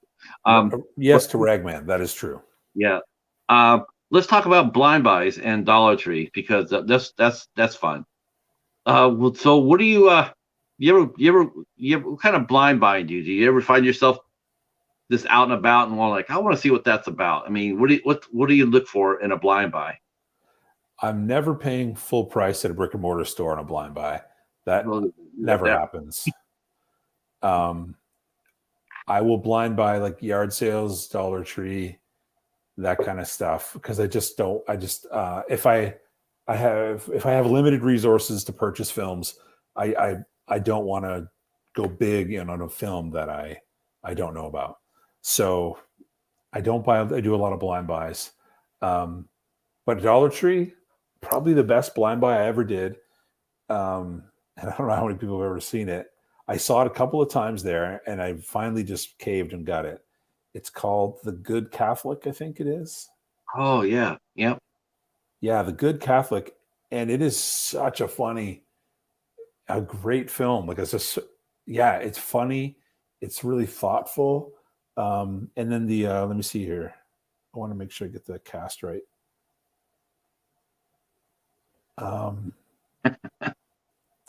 What's his Redman name? wants to know if you like Carrie. I'm going to do a video on it. Yes, it's a good film, and I thought Brian De Palma. I think that might be my first film of his, actually, and I thought some of his angles and shots were brilliant. Like there was in the classroom when they're talking about that guy's poem, the angle of the students, I loved. I was like, that is so creative, and I just loved how he did it. And so there's a ton of like cinematography choices he made that were really, really great. My issue with the film, it doesn't take away from the film, it's just personal, because sometimes depending on your life experiences, something might take you out of a film even though it's not a bad thing. So like so there was 3 things right from the get-go that pulled me out of the film, but by the time I got 30 minutes into the film I was back in, but it just pulled me out quick, like a few things. But it was great. Sissy Spacek was perfect in the film, and the jump scare at the end totally got me. Oh yeah, yeah. The one at the gravesite, yeah. So Danny Glover, in The Good Catholic, before I forget, The Good Catholic, Danny Glover's in there, and John C. McGinley. Yep. And they're amazing. Like, and then there's this young priest who's just trying to figure out if he wants to do this with his life. And then you got this more traditional priest, and then you have a priest who likes to drink and smoke and watch basketball and cuss, and the 3 of them trying to figure out faith and life and love and calling, and it was really good. It was really funny. So yeah, so that was a blind buy I did. It's on Blu-ray for $1, and it was great. I love it. I've watched it probably 3 times. It's a good film. Yeah, I really excited. You're not mentioning this. Part of the problem was, Dollar Tree does all those great sales. It used to be like once or twice a year, but now they're pretty rotational. They're like once every like 5 weeks or 6 weeks. And my concern was, you always see the movies. You're always wondering, with the physical media going away from the brick and mortar stores, is where are Dollar Tree going to get their movies? Are they going to be able to keep it up? It's a loss leader to them because they use it as a selling point to get you inside the door, and they have become very, very popular. The sales have come very, very popular. Yeah. It's like if there's one guy, Magoo, who he got so upset at one time that he wasn't able to get in early to his Dollar Tree to be able to go through the movies. He had a meltdown, and he was sitting on his channel crying about it. And it was just like, it was hilarious, because it's like the sale starts on Friday, but you're upset because you're not allowed to go in on the Monday. But I mean, he's not the only one, but it was the first time I actually saw somebody actually get on the video and sit there and cry about it, and was like, dude. But now that the Dollar Trees, you wonder about where are they going to get these movies from to keep the movie sales going. And I noticed at the last sale that there was a bunch of old classic movies that came out from MGM. They have brand new covers on it, but they were bare bones releases. I mean, it was just the movie. That's what you got. No Blu-rays, just DVDs, but from classic movies from the 70s and whatnot. Do you think the studios are going to be? You think that'll probably be I mean, if studios do that, if they go back to their libraries and grab movies from their libraries and strip it down to the bare bone minimum, and still push it out to the Dollar Trees, I mean, I think that will really help collectors as well, right? I mean, if I'm telling someone to get into the game, I'm going to be telling them to really start hunting for the Dollar Tree, because if studios do that, and they actually care enough to do that, I think that will also take a big step toward reversing the trend of physical media going away. It's still out there. The market's out there. Like you said, the VHS tape, that's just insanity, but in a good way. It's like maybe they're realizing that, that there are people still out there that really do want this. I mean, if anybody with half a brain took a look at YouTube and typed in physical media, I think they truly would be blown away by how many people are out there that are still collecting. Yeah, I think people are. And I think I think people are recognizing younger and younger people, the difference between having it digitally streamed. Some will always just stream, but there is something special about having a physical copy of it. And I know it's going to be different for younger generations because they didn't go to the record store to buy Nevermind the day that Nirvana released that record. For me, I have memories of the smell of the CD jacket when I got that first Grandma Train record. And I remember touching it, smelling it, and I still have those. So whenever I pull those CDs out and listen to them, I'm transported back to 10th grade. I'm transported back to 6th grade when I had that first album of that band. And so for me, it's like there's something special about it. It's tangibly hold something. So I think some younger collectors are coming back to that. Some never will, and that's fine. But yeah, there's something different about having it, holding it. And for me, I'm a nerd. So especially when it comes to music, I want to read the jacket. I want to know what studio it was recorded in. I want to know all the other musicians who played on that record. I want to know who they thank. I want to know who sponsored them instrument wise. Yeah. I want to know everything. And so for me, there's no beating owning the physical CD. Oh, I agree. I like reading the liner notes. The liner notes, the people they thank on it. Yeah. I mean, just something really cool about that. And then when you see your name in one of those, that's really different.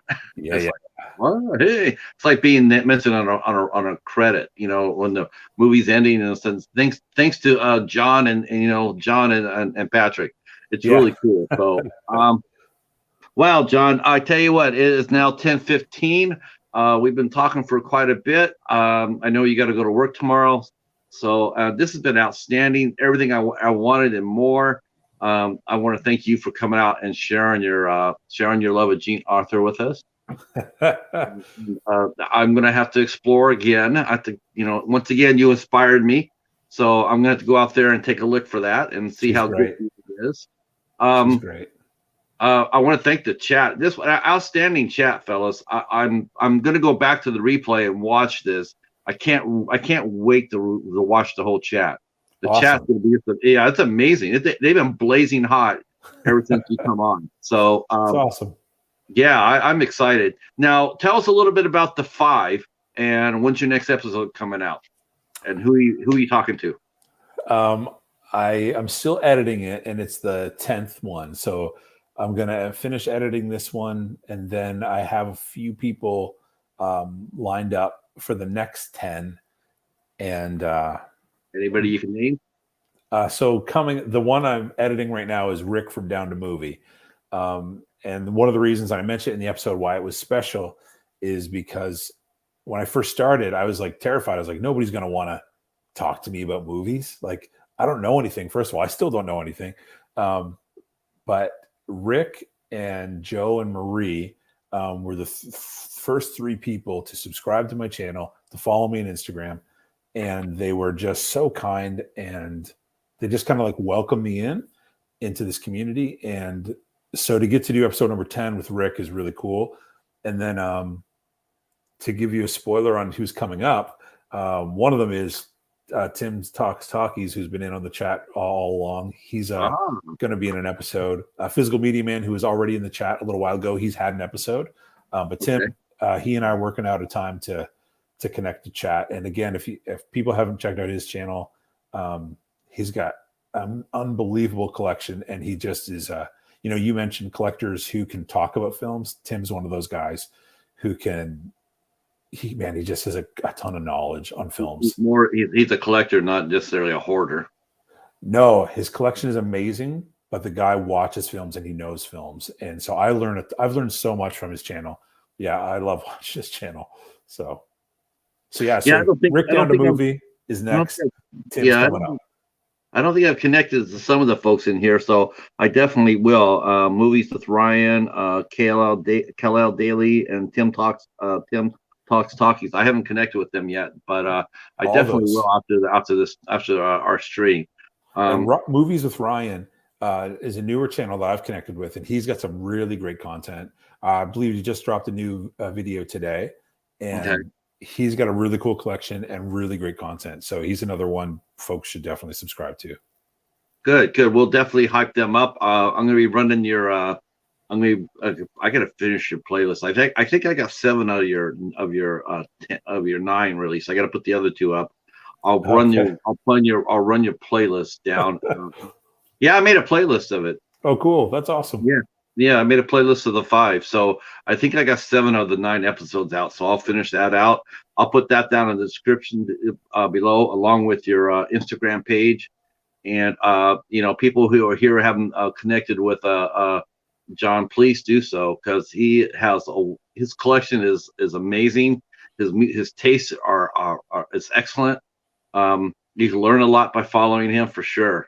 Oh, I forgot to ask you, what was your favorite? Did you bring your IFC movies with you by chance, Jon? I don't have a big collection of those. You mentioned that in the message, and so I went to, when we were DMing each other yesterday, and I went to the collection. I was like, I don't have anything to show, so I don't have a big collection of that.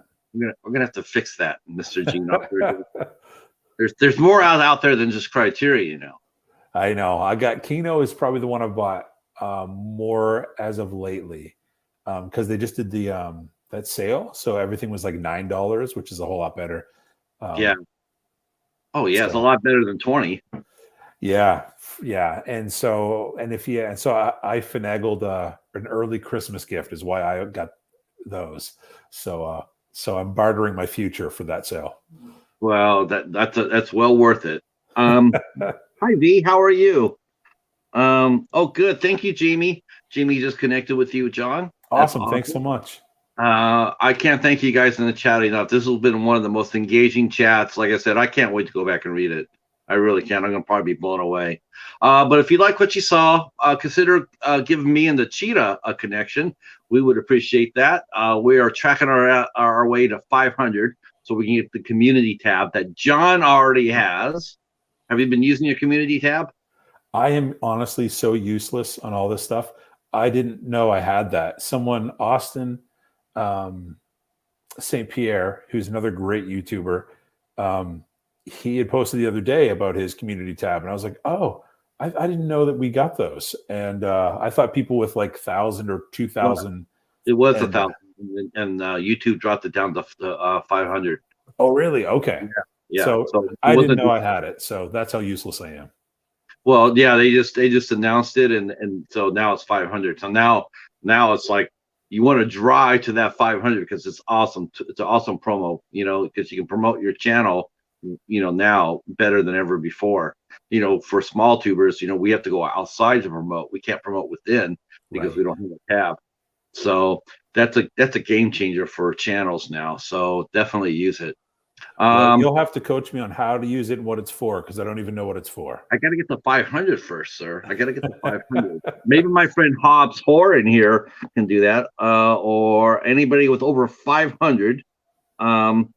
Jamie's trying to get the 500 too. Please connect with everybody in here, especially if you're, if you're under 500, connect with everybody, because we're all trying to get to that community tab.